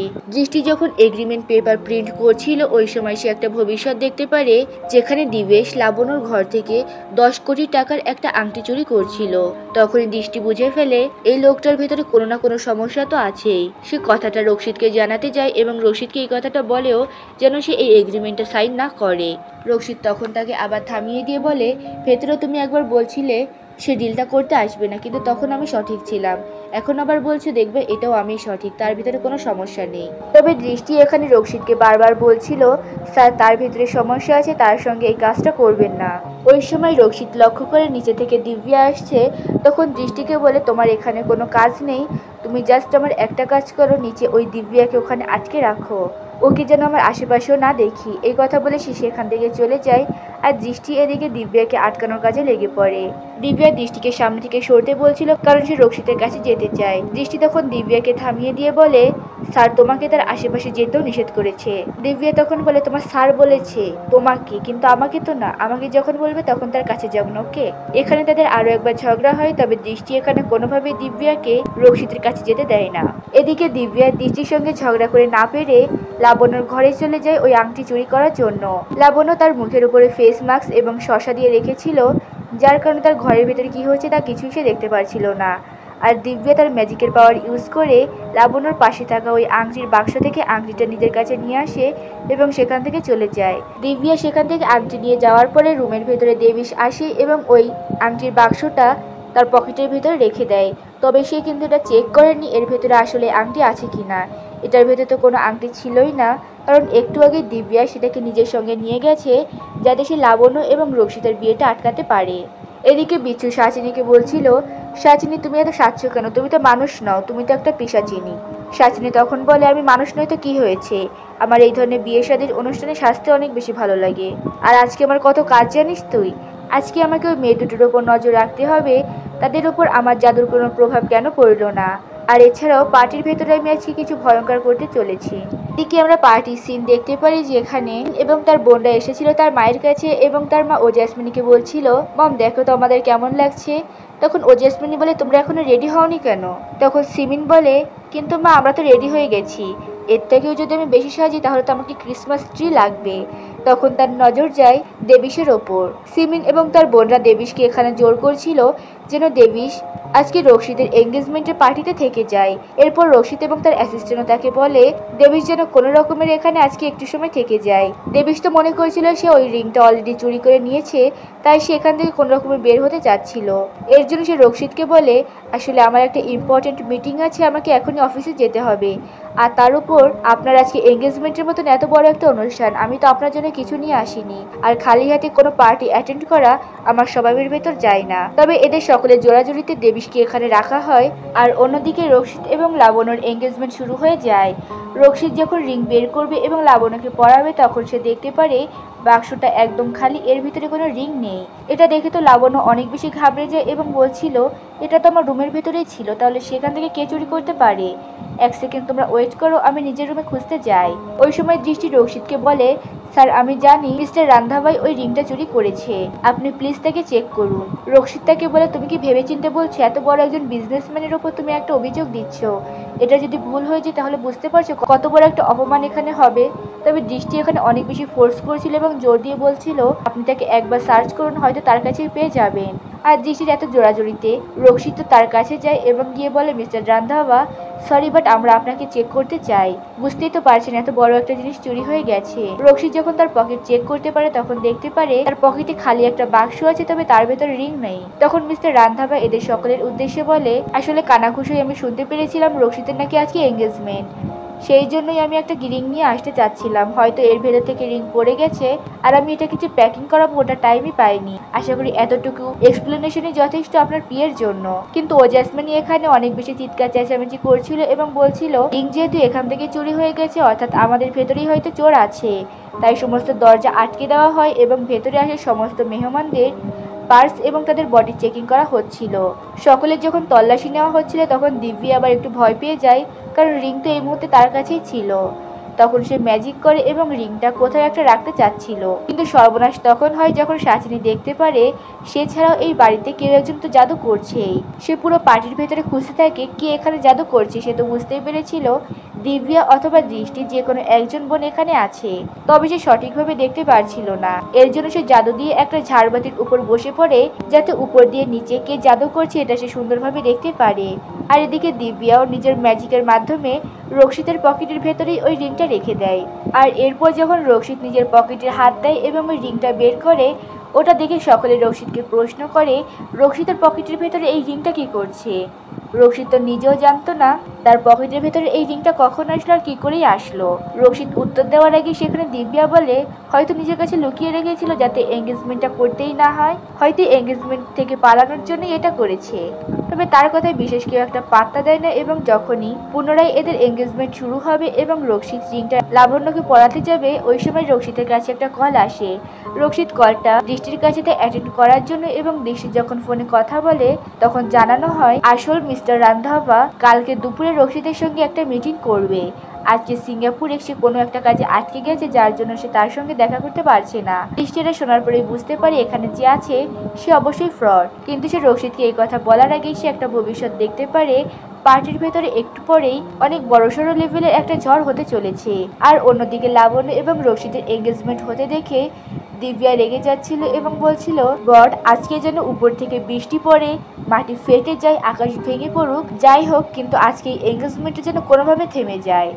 আর ঠিক ওই সময় পার্টির ভেতরে ঘূর্ণিঝড় শুরু হয়ে যায় এবং চারিপাশে সমস্ত লোকজন ছুটাছুটি করতে থাকে, জিনিসপত্র এদিক থেকে ওদিকে পড়তে থাকে।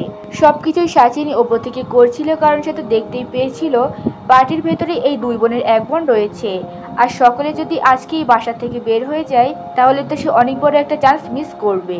আর অন্যদিকে দৃষ্টি ঘুরতে ঘুরতে একটা জায়গায় এসে পড়েছিল যেখানে আসার পরে সে দেখতে পারে চারিপাশে আগুন ধরে গেছে। আর তখনই সে ওই শখের ভেতরে চলে যায় এবং মনে করতে থাকে ছোটবেলায় তার চোখের সামনে ট্রেনে আগুন লেগে গিয়েছিল এবং শত শত মানুষ মারা গিয়েছিল। এটা দেখে সে সেখানে স্টপ হয়ে একদম স্ট্যাচুর মতো দাঁড়িয়ে থাকে। আর সৌভাগ্যক্রমে সেখানে দৌড়ে রক্ষিত আসে এবং কোনো রকমের দৃষ্টিকে সেখান থেকে বাঁচিয়ে নেয়। সে দৃষ্টির ওপর রাগ করে এবং বলে তোমাকে আমার নিজের বিয়ে কম এবং আমাকে তোমার নিজের বডিগার্ড বেশি মনে হয়। তুমি আগুনের ভেতর কি করেছিলে, নিজেকে বাচ্চা মনে করো? এদিকে রক্ষিতের বোন রাশিকে আবার দৃষ্টি বাঁচাচ্ছিল। ওই সময় ওপর থেকে একটা ঝাড়বাতি এদের মাথার উপর পড়ছিল। সঠিক সময় তখন দিব্যা এটা দেখতে পারে এবং জাদু দিয়ে ওটাকে আটকিয়ে দেয় এবং ঝাড়বাতিকে নিজের জায়গায় লাগিয়ে দেয়। উপরে বসে থাকা সাচিনীও এটা দেখতে পারে এবং সে খুশি হয়ে যায় যে এখনো বাড়ির ভেতরেই দিব্যা রয়েছে। দৃষ্টিকে বাঁচিয়ে দিব্যা বলছিল আমি এবং দিদি যদি মায়ের কাছে প্রমিস না করতাম আমাদের জাদুগুলো ভালো কাজে ব্যবহার করব তাহলে এই ঝাড়বাতিটা আমি এই পিয়ের মাথার উপরেই ফেলে দিতাম, এর মাথার টপ ফ্লোর একদম আলোকিত হয়ে যেত। ওই সময় সাচিনী আরো জোরে ভূমিকম্প সৃষ্টি করে যার ফলে দিব্যা পাশে থাকা একটা পুলের ভেতরে পড়ে যায়। দিব্যা এখানে সাঁতার জানতো না, এর জন্য সে পানির ভেতর ডুবে যাচ্ছিল। আর এদিকে দৃষ্টি বুঝতে পারছিল তার বোনের হয়তো কোনো বিপদ হয়েছে, সে এটা অনুভব করতে পারছিল এবং বলছিল কিছু খারাপ হচ্ছে, আমার বোনের সঙ্গে তো কিছু একটা খারাপ হচ্ছে, এখানে কিচ্ছু ঠিক হচ্ছে না। ওই সময় রক্ষিত দৌড়ে আসে এবং তাকে বলে কি হতে চলেছে, কি হচ্ছে, খারাপ হচ্ছে এখানে। ওই সময় রক্ষিতের মা রক্ষিতকে ডাক দিলে সে দৃষ্টিকে ওখানে ফেলে চলে যায়। এদিকে দিব্যা যখন পানির ভেতর হাবুডুবু খাচ্ছিল তখন একটা ছেলে গিয়ে তাকে দৌড়ে উঠিয়ে নিয়ে আসে পানি থেকে। ছেলেটা জিজ্ঞাসা করে দিব্যাকে সে কি ঠিক আছে কিনা। দিব্যা কোনো রকমের উত্তর দেয় সে ঠিক আছে এবং ধন্যবাদ বলে সেখান থেকে রশিদকে খুঁজতে চলে যায়। পেছন থেকে ছেলেটা এটা দেখে একটু হাসি এবং এরপরে সে নিজের পরিচয় দেয়। তার নাম হচ্ছে শেখর শেরগিল। তার নাম শেখর এবং সে রশিদের চাচাতো ভাই এবং জ্যাসমিনের অর্থাৎ এই জ্যাসের ছেলে। জ্যাস যখন দেখতে পারে তার ছেলে পানিতে ভিজে গেছে তখন জিজ্ঞাসা করে সে কি ঠিক আছে কিনা। তখন শেখর বলে সে একদম ঠিক আছে। এত বড় একটা ঝড় থামতে না থামতে এর ভেতর দৃষ্টি আরো একটা ভবিষ্যৎ দেখতে পারে, যেখানে দেখে অনেক বড় একটা পিলার এখানে পড়তে চলেছে। যদি এত বড় একটা পিলার কারো গার উপরে পড়ে তাহলে তো সে মারা যাবে। এর জন্য এটা রশিদকে জানাতে চায় যেন এখানকার সমস্ত লোকজনদেরকে বাইরে পাঠিয়ে দেওয়া হয়। ওই সময় সেখানে সাচিনী আবার জাদু করে এবং ভূমিকম্পের সৃষ্টি করে। সবাই আবারও এদিক ওদিক ছোটাছুটি করছিল এবং ওই সময় পিলারের গায়ের উপরে ফাটল ধরে এবং ওটা নিচে পড়ে যাচ্ছিল। দিব্যাও এটা লক্ষ্য করে এবং নিজের জাদু দিয়ে ওটাকে আটকে ফেলে। আর সেই মুহূর্তে সাচিনও দেখে ফেলে কে এই জাদুটা করছে। আর অন্যদিকে দিব্যা নিজের শক্তি দিয়ে কোনো রকমের পিলারটাকে ঠিক আগের জায়গায় রেখে দেয়। এরপর সাচিনী নিজের ডেরার ভেতরে যায় এবং বলছিল 20 বছর যাবৎ আমি যাকে খুঁজছিলাম আমি ভাবতেই পারিনি সে আমার চোখের সামনে হবে এবং এই বাড়িতেই হবে। আর ব্যাকগ্রাউন্ডে আমাদের দিব্যার একটা সিন দেখানো হয়। এরপরে সে নিজেকে নিজে আবার বলছিল এর জন্যই হয়তো সেদিন যখন আমি ডি এবং ওই পি এর রুমের ভেতরে জাদু করছিলাম তখন তাদের ওপর জাদু কাজ করেনি। আর এখানে আমাদের মোটামুটি একটা হিন্ট দেওয়া হয় সাচিনী ধরে ফেলেছে আসলে দিব্যা কে এবং কার কাছে ওই মনোগামী শক্তি রয়েছে। সিন এখান থেকে চলে যায় দিব্য দৃষ্টির ওপর, যারা সারাদিন এত কাজ করার পরে একদম ক্লান্ত হয়ে গিয়েছিল। দৃষ্টি সকলকে বাঁচানোর জন্য একবার এদিক ওদিক ছোটাছুটি করার ফলে তো ক্লান্ত হয়ে গিয়েছিলই, তার উপরে দৃষ্টি নিজের শক্তি দিয়ে এত বড় বড় জিনিসগুলোকে আটকে দিয়েছিল, পড়া থেকে বাঁচিয়েছিল, এর জন্য সেও ক্লান্ত হয়ে গিয়েছিল। দৃষ্টি সেখানে আনমনেই বলছিল ভালো হয়েছে আমি সবকিছু আগেই দেখে ফেলেছি, না হলে অনেক বড় একটা ঝামেলা হতে পারতো আজ। আর অন্যদিকে দিব্যা বলছিল একটু কষ্ট হলেও আমি সকলকে ঠিকই বাঁচিয়ে নিয়েছি, কারো কোনো ক্ষতি হতে দেয়নি। এরপর যখন এরা বুঝতে পারে তাদের আশেপাশের লোকজন আছে অর্থাৎ দিব্য দৃষ্টি তারা দুজনেই রুমের ভেতর আছে, তখনই কথাটা কোন রকমের চাপা দিয়ে বলে তারা মানুষজনদেরকে বাঁচানোর কথাই বলছিল। তবে এত কিছুর পরে দিব্যার দৃষ্টির কাছে গিয়ে সে ঘ্যান করছিল এবং বলছিল তুমি কিন্তু বাজিতে হেরে গেছো। দৃষ্টি এবার তার উপর মারাত্মক রেগে যায় এবং বলে এত বড় একটা ঘূর্ণিঝড় হয়ে গেল, এত মানুষের বিপদ হতে পারতো আর তুমি কিনা সেখানে তোমার বাজি নিয়ে পড়ে আছো। দিব্যা বলে সে যাই হোক আমি তো জিতেই গেছি আর তুমি কিন্তু হেরে গেছো, এবার তোমার নিজের কথা রাখার পালা। দৃষ্টি তখন নিজে আবার বলে আমাদের বাজি হয়েছিল তুমি রক্ষিত স্যার এবং লাবণ্যর এঙ্গেজমেন্ট হতে দিবে না, তুমি আজকে থামিয়ে দিয়েছো, ভবিষ্যতে হবে না তাদের এঙ্গেজমেন্ট এমন কোনো কথা নেই। দিব্যা তখন কথাটা ঘুরিয়ে বলে কিন্তু আজকের মতন তো থামিয়ে দিয়েছি, ফিউচারেও দিব। এটা নিয়ে আবার তাদের ভেতরে ঝগড়া বেঁধে যায়। আর অন্যদিকে রক্ষিতের অ্যাসিস্ট্যান্ট তার কাছে মিস্টার রান্ধাবার আসল ছবি নিয়ে আসে এবং বলে স্যার এই হলো মিস্টার রান্ধাবা, আর যে আমাদের এখানে এসেছিল এবং দৃষ্টি যার সাথে ডিলটা করতে মানা করছিল সে হচ্ছে একজন ফেক ফ্রড এবং একজন চোর। আমার মনে হয় সে ওই রিংটাই চুরি করতে এসেছিল যেটা দাম প্রায় 10 কোটি টাকা, আর এর জন্য তার চোখে কোনো রকমের ইন্টারেস্টেড দেখাচ্ছিল না যে সে এই কাজটা করতে আগ্রহী। তখন রক্ষিতেরও মনে পড়ে দৃষ্টি বারবার তাকে বলছিল মিস্টার রান্ধাবা কোনো নজরই তাদের ল্যাপটপের ওপর ছিল না, কোনো ডিল করতে তার চোখে মুখে ইন্টারেস্টেড ফুটে উঠছিল না, সে বারবার এই ডিলটা আটকানোর জন্যই বলছিল। রক্ষিত তখন তার অ্যাসিস্ট্যান্টকে বলে সে যেন এই কেসটা হ্যান্ডেল করে এবং এখান থেকে চলে যায়। রক্ষিতের অ্যাসিস্ট্যান্ট সেখান থেকে চলে গেলে আমরা দেখতে পারি রক্ষিত দৃষ্টিকে নিয়ে ভাবছে, যখন দৃষ্টি তাকে বারবার বলছিল এই ডিলটা যেন সে কোনোভাবেই সাইন না করে, এই লোকের ভিতর কোনো না কোনো সমস্যা তো আছে। সিন এখান থেকে শিফট হয়ে যায় দিব্য দৃষ্টির ওপর, যেখানে এরা এখনো ঝগড়া করছিল এবং দৃষ্টি গোসলের জন্য যাচ্ছিল। দিব্যা তখন পেছন থেকে খোঁটা মেরে বলে হ্যাঁ হ্যাঁ গোসলেই যাও, তোমাকে এত বিশ্রী লাগছে না, পুরো গায়ে একদম ময়লা। দৃষ্টি তখন দিব্যাকে খোঁটা মেরে বলে নিজেকে দেখো তোমাকে বেশি নোংরা লাগছে। এরপরে এদের দুজনের ভেতরে আবার ওই টাওয়াল নিয়ে ঝগড়া বেঁধে যায় কে আগে গোসলে যাবে এটা নিয়ে। ঝগড়া করতে করতে এরা দুজনে বাথরুমের কাছে পৌঁছায় এবং সেখানে গিয়ে দিব্যা দেখতে পারে বাথটাবের ভেতরে সুন্দর করে বাবুল দিয়ে ভর্তি করা, আর এটা দিব্যার অনেক বেশি পছন্দের ছিল, সেই জন্য সে দৃষ্টিকে থ্যাংক ইউ বলে। দৃষ্টি তখন তার উপর রাগ দেখিয়ে বলে দেখো এটা কিন্তু তোমার জন্য তৈরি করিনি, আমি গোসলের সময় এটা পছন্দ করি, এর জন্য আমার নিজের জন্য তৈরি করেছি, তোমার জন্য নয়। কিন্তু দিব্যা তো এখানে শোনে না, উল্টো সে ওই বাবুলগুলো নিয়ে দৃষ্টি সমস্ত মুখের উপরে দিচ্ছিল। এখানে তারা খুব সুন্দর মজা করছিল, দৃষ্টি এখানে খুব ইরিটেটেড ফিল করছিল। দিব্যা দৃষ্টিকে তার ম্যাজিকের সাহায্যে অনেক বেশি ভিজিয়ে দিয়েছিল। আর এখান থেকে আমরা একটা ফ্ল্যাশব্যাক দেখতে পারি যেখানে ছোটবেলায় এরা দুজনও পানি নিয়ে ঠিক এরকমেরই মজা করত। দিব্যা যখনই দৃষ্টির উপর পানি ফেলতে যেত, দৃষ্টি তাকে হুমকি দিয়ে বলতো, দেখ দিব্যা, আমি কিন্তু তোর 1 মিনিটের বড়, আমি মাকে গিয়ে নালিশ করে দেব, প্লিজ এমন করিস না। তো দিব্যা তার কথা শুনতো না এবং বোনের উপরে ঠিক এইভাবেই পানি ফেলতো। দিব্যা যখন দৃষ্টিকে ভেঙাচ্ছিল যে তোমার উপর পানি ফেলে দিয়েছি, তুমি কিছুই করতে পারোনি, তখন দৃষ্টি রেগে যায় এবং গিয়ে তার নাক মলে দেয়। আর এই সময় দৃষ্টির মনে পড়ে ছোটবেলায় ঠিক এইভাবেই সে দিব্যার নাকটা চেপে ধরতো এবং বলতো, আমি তোর 1 মিনিটের বড়, তুই আমার কথা কেন শুনিসনি। আর এটা দেখার পরে এরা দুজনেই একদম থ হয়ে যায়। কিন্তু এখানেও তাদের ঝগড়া থামে না।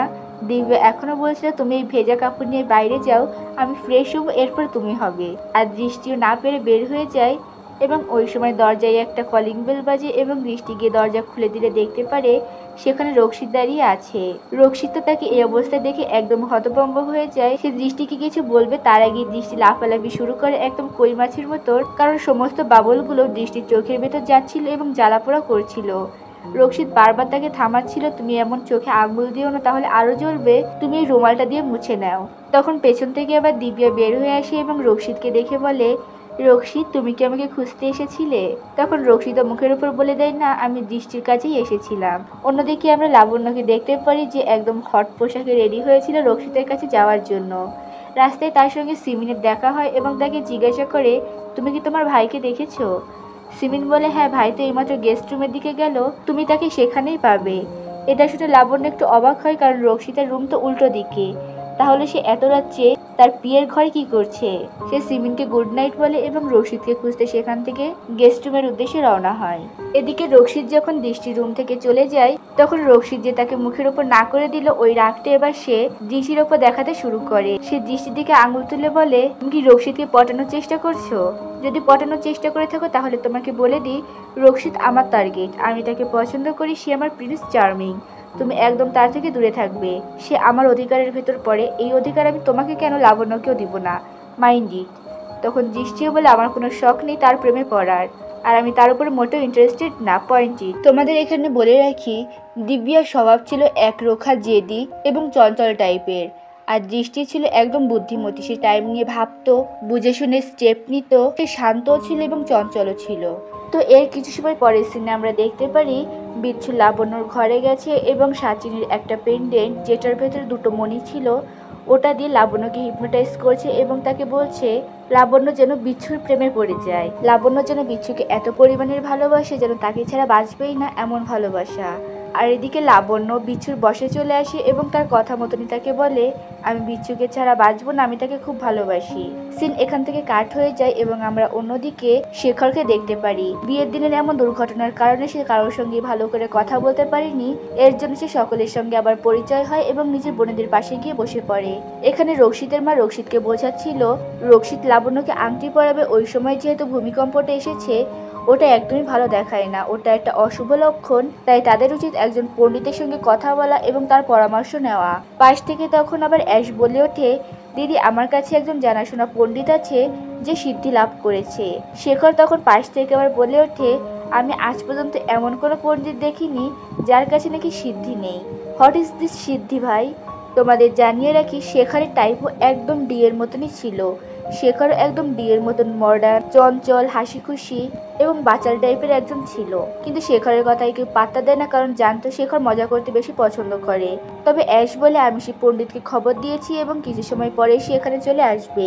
আর আমরা সেই পণ্ডিতকে দেখতে পারি বিচ্ছু সাচিনীর কথা মতন এখানে পণ্ডিত সেজে আসছিল এবং এই সব কিছু অ্যাশ সাচিনীর কথা মতনই করছিল। অন্যদিকে সিন চলে যায় সাচিনীর ওপর, যেখানে সাচিনী পিয়ানো বাজাচ্ছিল এবং বলছিল, আমি দাবার প্রথম চালটা দিয়ে ফেলেছি। রক্ষিতের জীবনে এখন লাবণ্যর দরকার নেই, বরঞ্চ ডিয়ের দরকার রয়েছে, তাই লাবণ্যকে শুধুমাত্র তার পথ থেকে আমি সরিয়ে দিলাম। এখানে কাহিনীটা তোমাদেরকে একটু বুঝিয়ে বলি, লাবণ্যকে তো পাঠিয়েছিল রক্ষিতের জীবনে, যাতে রক্ষিতের সঙ্গে যখন তার বিয়ে হবে তখন দিব্য দৃষ্টি অটোমেটিক তার কাছে চলে আসে, কারণ এই দুই বোনের ভাগ্য রক্ষিতের সঙ্গে জুড়ে ছিল। আর যেহেতু এখন ডিকে পাওয়া গেছে, তাই সে এখন রক্ষিতের সঙ্গে ডিয়ের বিয়ে দিতে চায়, যাতে দৃষ্টিকেও সে খুঁজে পায়। আশা করি বিষয়টা বুঝতে পেরেছো। তো এত সময়ের ভেতরে বিচ্ছু চলে এসেছিল পণ্ডিত সেজে। সে রক্ষিতের কুণ্ডলী দেখছিল এবং রক্ষিতের মাকে বলছিল, এটা আপনারা কি করতে যাচ্ছিলেন? রক্ষিতের কুণ্ডলী আগে কি কাউকে দেখিয়েছেন? তখন রক্ষিতের মা বলে, বাচ্চারা যেহেতু একে অন্যকে পছন্দ করতো তার জন্য আমি এটার উপর আর কোনো ধরনের নজর দিইনি। কেন, কোনো সমস্যা? তখন পণ্ডিত বল, অনেক বড় সমস্যা। রক্ষিতের বিয়ে তো একমাত্র মীন রাশি মেয়ের সঙ্গেই হওয়া উচিত। এছাড়া অন্য রাশির কোনো মেয়ের সঙ্গে যদি বিয়ে হয় তাহলে তো রক্ষিতের জীবনের সংকট আছে। এটা শোনার পরে সিমিন বলে ওঠে, আচ্ছা বড়মা, তাহলে কি রক্ষিতের সঙ্গে রাশির বিয়ে দেওয়া হবে? তখন রক্ষিতের বোন রাশি বলে, আরে পাগল, রাশির কথা বলছে, আমার নাম রাশি, আমি রাশি, ওটা না। তখন এরা বুঝতে পারে, কিন্তু রক্ষিতের মা বাবা চিন্তিত হয়ে পড়ে, কারণ সে তো লাবণ্যকে বউ হিসেবে অ্যাকসেপ্ট করে নিয়েছিল এবং তাদের এঙ্গেজমেন্ট হয়ে এরপরে বিয়েও ঠিক হয়ে আছে। কিন্তু এখানে বিচ্ছু শাচিনীর কথা মতন জোর দিয়ে বলে, লাবণ্যর সঙ্গে যদি রক্ষিতের বিয়ে হয় তাহলে রক্ষিত 28 বছর হওয়ার আগেই মারা যাবে। তাই রক্ষিতকে যদি বাঁচাতে চায় তাহলে মীন রাশির কোনো মেয়ের সঙ্গে বিয়ে দিতে হবে। আর আমি সিগন্যালও পাচ্ছি এখানে মীন রাশির একজন মেয়ে আছে যে রক্ষিতের জন্য একদম পারফেক্ট। দিব্যা তো এই সুযোগই খুঁজছিল। সে দ্রুত করে হাত উঠিয়ে বলে, আমি মীন রাশির মেয়ে। আর এখানে কিন্তু দিব্যা সঠিকই বলছিল। আর পেছন থেকে আমরা দেখতে পারি দৃষ্টিও প্রথমে হাত উঁচু করছিল, তবে তার মনে পড়ে তার মা তাকে বলেছিল দিব্যা এবং দৃষ্টি কেউ যেন নিজেদের শক্তির কথা কাউকে না জানায় এবং তাদের এই শক্তিগুলোকে কোনো খারাপ কাজে ব্যবহার না করে। এর জন্য সে তাড়াতাড়ি করে নিজের হাত নিচু করে নেয়। বিচ্ছু যখন বের হয়ে যাচ্ছিল তখন তার কাছে দিব্যা আসে এবং তার হোয়াটসঅ্যাপ নাম্বার নিয়ে যায় এবং বলে, আমি একটু পরেই আমার যে কুণ্ডলী আছে না, ওটা আপনাকে হোয়াটসঅ্যাপ করে দিব, আপনি প্লিজ দেখে নেবেন। সে যখনই ভেতরে যাচ্ছিল তখন দৃষ্টির সঙ্গে তার দেখা হয় এবং বলে, ওহ পিয়ে, এখন আমার হবু বরের দিকে নজর দেওয়া বাদ দাও এবং আমি কোনো বিয়ের কথা শুনতে চাই না। মানে বিয়ে হয়নি তার আগে অ্যাটিটিউড দেখাচ্ছে আমি তোমার বসের বউ হতে চলেছি। দিব্যা ওখান থেকে চলে গেলে দৃষ্টি বিচ্ছুর কাছে যায় এবং গিয়ে বলে, পণ্ডিতজি, আপনি একবার ভালো করে ভেবে দেখুন, আমার মনে হয় না এই মেয়েটা রশিদ স্যারের জন্য একদম পারফেক্ট। তখন বিচ্ছু বলে, ওই মেয়েটার হোয়াটসঅ্যাপে আমার কোনো কুণ্ডলী পাঠানোর দরকার নেই, আমি তোর মুখই পড়ে নিচ্ছি, ওই রশিদের জন্য একদম পারফেক্ট। এটা বলে যখন সেখান থেকে সে চলে যায় তখন দৃষ্টি সেখানে বক বক করছিল এবং চিৎকার করে বলছিল, আপনি ঠিক মতন করে চেহারা পড়তে পারেন না, আমি চেহারা পড়ে বলে দিচ্ছি এই মেয়েটা 1 নম্বরে একটা ধোঁকাবাজ, চোর এবং একটা ফ্রড। সিন চলে যায় রক্ষিতের ওপর, যেখানে রক্ষিত অনেক বেশি রেগেছিল কারণ তার উপর প্রেশার দেওয়া হচ্ছিল তার 28 বছর পূর্ণ হওয়ার আগেই সে যেন বিয়ে করে নেয়। প্রথমে তো ওই লাবণ্য, সে এক প্রকার জোর করে রক্ষিতের গায়ের উপর ঝুলে পড়েছে যেন তাকে বিয়ে করে। আর এখন ওই স্টুপিড ডি, সে শেখরকে বলছিল, আমি এই স্টুপিড ডিকে একদমই পছন্দ করি না, তুই জাস্ট ওকে আমার থেকে দূরে রাখবি। তখন শেখর রক্ষিতকে বলে, কিন্তু ভাই তুই তো দেখতে পারছিস না মেয়েটা কত হট, সুইট, কত সুন্দর মডার্ন, তুই দেখছিস? শেখরের কথা শুনে রক্ষিত বলে, মনে হচ্ছে তুই তার উপর বেশি ইন্টারেস্টেড, তুই যদি চাস তার উপর লাইন মেরে দেখতে পারিস। তখন শেখর একটু ভাব নিয়ে বলে, ওহ ব্রো, তোর কি মনে হয় তোর ভাই সিঙ্গেল? আমি জীবনে সিঙ্গেল থাকার পাবলিক? শেখর বলে, হ্যাঁ তুই সিঙ্গেল, কারণ 10 মিনিট হয়ে গেছে তুই এখনো নিজের ফোনের দিকে একবারও তাকাসনি, তার মানে কনফার্ম তুই ডাইনার সঙ্গে ব্রেকআপ করে নিয়েছিস। আর তুই না, বরং তোর ডাইনাই তোকে লাথি মেরে একদম ব্রেকআপ করিয়ে দিয়েছে। এটা শুনে শেখর একটু থতমত খেয়ে যায় এবং বলে, ভাই তুই যা বলবি আমি তাই করব, তুই বল তোর কি চাই, তোর ভাই সব এনে দিবে, তোর জন্য তো মরতেও রাজি আছে। তখন রক্ষিত শুধুমাত্র বলে, তুই জাস্ট ওই ডিকে আমার থেকে দূরে রাখবি, ওকে দেখলেও আমার গায়ে জ্বর আসে। শেখর বলে, তার মানে তুই কি চাচ্ছিস আমি তোর জন্য এই ছোট একটা কাজ করি? তুই আমাকে আজ পর্যন্ত একটা কাজ দিয়েছিস আর ওটা আমি সঠিকভাবে করিনি, এমন কখনো হয়েছে? Don't worry bro. রক্ষিত তখন তার মজা নিয়ে বলে, হ্যাঁ অনেকবার হয়েছে। এরপর শেখর তাকে বলে, তুই চিন্তা করিস না, আমি এটার একটা ব্যবস্থা করে তারপরে আসছি। এরপরে সে সেখান থেকে চলে যায়। অন্যদিকে দৃষ্টি যখন রক্ষিতের রুমের বাইরে দাঁড়িয়েছিল, রক্ষিত দৃষ্টিকে না দেখে বুঝে ফেলে সেখানে দৃষ্টি এসেছে এবং তাকে জিজ্ঞাসা করে, তুমি এখানে কি করতে এসেছো? তুমিও কি বাকিদের মতন আমাকে বলতে এসেছো যে লাবণ্যকে বিয়ে করো আর এরপরে তার সঙ্গে বিয়ে ভেঙে দাও, কারণ তুমি 28 বছর হতে যাচ্ছ এবং মীন রাশির কোনো মেয়ে ছাড়া তুমি কাউকে বিয়ে করতে পারবে না। এরপর তুমি আমাকে জোর করতে এসেছো যাতে আমি ডিয়ের সঙ্গে বিয়ে করি, তাই না? ঋষি তখন বলেন, না আমি একদমই তা বলতে চাচ্ছি না। রক্ষিত তখন বলে, তাহলে তুমি কি বলতে চাচ্ছ? তুমি বলতে চাচ্ছ আমি যেন লাবণ্যকে বিয়ে করি? দৃষ্টি একটু থতমত খেয়ে যায় এবং বলে, স্যার আমি আপনার লাইফে কি করে ইন্টারফেয়ার করতে পারি? উত্তরে রক্ষিত বলে, এইমাত্র তুমি আমাকে বলছিলে যাতে আমি লাবণ্যকে বিয়ে না করি, এখন আবার তোমাকে যে জিজ্ঞাসা করলে তুমি বলছো আমি যেন তোমার লাইফে ইন্টারফেয়ার না করি। তুমি বলতেটা কি চাচ্ছ মিস সুদ? এক সেকেন্ড, তুমি কি আমাকে বিয়ে করতে চাচ্ছ? যখন পণ্ডিত বলেছিল কোনো মীন রাশির মেয়ের সঙ্গে আমার বিয়ে হওয়া উচিত তখন কিন্তু তুমিও হাত উঁচু করেছিলে, আমি দেখেছিলাম। এখন প্রশ্ন এখানে দুটো ওঠে, তুমি 1 কেন হাত উঁচু করেছিলে এবং 2 কেন হাত নিচে করেছিলে? উত্তরটা তোমার হয়ে আমিই দিয়ে দিচ্ছি। হয়তো তোমার রাশি মীন এবং তুমি ওটা বলে আমার সঙ্গে বিয়ে করতে চেয়েছিলে, আর 2 পরবর্তীতে তুমি ধরা পড়ে যাবে এটা ভেবে আবার ভয় পেয়ে হাত নিচের করে নিয়েছিলে, তাই না? দৃষ্টি তখন বলে, আমি তো জানি না আমার রাশি কি, আর ওই সময় আমি কনফিউজ ছিলাম, ভালো করে প্রশ্নটা শুনিনি, তার জন্য এমন বিহেভিয়ার করে ফেলেছি। আমার উদ্দেশ্য অন্য কিছু ছিল না। রক্ষিত তখন বলে, তুমি নিজেই জানো না তোমার রাশি কি? এটাও আবার বিশ্বাস করতে বলছো আমাকে? তুমি সত্যি কথা বলো তো মিস সুদ, তুমি আসলে কি চাও? তুমি আবার এখন এখানে আমাকে বলতে এসেছো আমি যেন ডিকে বিয়ে না করি, কারণ তোমার মনে হচ্ছে ডি আমার জন্য পারফেক্ট না, আমার জন্য ভালো হবে না। তখন দৃষ্টিও বলে, আমি আন্দাজ করতে পারছি, এর জন্যই বলেছি। যেমনটা আন্দাজ আমি মিস্টার রান্ধাবার বিষয়ে করেছিলাম, এবং পরবর্তীতে আপনি আপনার বিজনেসে বড় একটা লস হওয়ার হাত থেকে বেঁচে গেছেন। এটা বলে কোনো রকমে সে সেখান থেকে বের হতে চাচ্ছিল, তবে রক্ষিত তাকে আটকে ধরে এবং বলে, তুমি কি আমাকে বিয়ে করতে চাও, বা কোনোভাবে আমার প্রেমে পড়ে গেছো মিস সুদ? দৃষ্টি তখন ঘাবড়ে যায় এবং ঘাবড়ে গিয়ে বলে ফেলে, আমি আপনাকে মোটেও পছন্দ করি না, আপনি একটা হৃদয়হীন শেরগিল। এটা বলে সেখান থেকে চলে যায় এবং আমরা রক্ষিতের চোখে মুখে অস্পষ্ট একটা রাগ দেখতে পারি। এদিকে নিচে রক্ষিতের মা এবং তার চাচিরা মিলে দিব্যাকে রাজি করাছিল যেন সে লাবণ্যর জায়গায় রক্ষিতের সঙ্গে বিয়ে করে নেয়। দিব্যা তো এক পায়ে খাড়া ছিল, তবে সে একটু লজ্জার ভান করে বলছিল, কিন্তু আমি কি করে? তখন এরা অনেক জোর দিয়ে বলে, যদি পণ্ডিত মশাই না বলতো তোমার কথা, তাহলে আমি কখনই তোমাকে জোর করতাম না ডি। তুমি প্লিজ একবার ভেবে দেখো, এখানে আমার ছেলের জীবনের প্রশ্ন রয়েছে। তখন ডিও একটু ন্যাকামি করতে করতে বলে, আন্টি আমি তো জানি না, তবে আমার বাবা মা যদি রাজি থাকে তাহলে আমার কোনো সমস্যা নেই। রক্ষিতের মা তখন বলে ওঠে, হ্যাঁ বাবা, তাহলে তো কোনো সমস্যাই থাকলো না। তুমি তোমার বাবা মায়ের কন্ট্যাক্ট নাম্বার আমাদেরকে দাও, আমি তাদেরকে মানিয়ে নিব। এরপর মহিমাকে তার বাবা মায়ের নাম্বার দিয়ে সেখান থেকে লজ্জা পাওয়ার নাটক করে চলে যায়। তবে রাস্তায় তার সঙ্গে শেখরের দেখা হয় এবং শেখর তাকে হাইও বলে, আর ডি এখানে সম্পূর্ণ তাকে ইগনোর করে সেখান থেকে চলে যায়। সে তার মাকে ফোন করে এবং তাকে বলে, মম, একটু পরে তোমার কাছে একটা কল আসবে মহিমা শেরগিল নাম করে। তুমি এই কলটা রিসিভ করবে এবং সে তার ছেলের জন্য আমার হাত চাইবে, আর তুমি এই বিয়েতে একদম হ্যাক করে দিবে। দিব্যার মা তো একদম অবাক হয়ে যায় এবং বলে, তুমি না আমাকে বলেছিলে তুমি তোমার ফ্রেন্ডের বিয়েতে যাচ্ছ, তাহলে এখানে তোমার বিয়ের কথা কি করে আসছে? তখন দিব্যা তাকে বলে, মা তোমাকে আমি যেটা বলেছি তুমি সেটাই করবে। এরপরে কলটা কেটে দেয়। আর ওই সময় মহিমার কল আসে এবং দিব্যার মা তাকে বলে, আপনি মহিমা কল করেছেন তাই না? তখন মহিমা শেরগিল তাকে বলে, হ্যাঁ আমি মহিমা, এবং আমার ভালো লাগলো আপনার মেয়ে আপনাকে আগেই সবকিছু বলে দিয়েছে।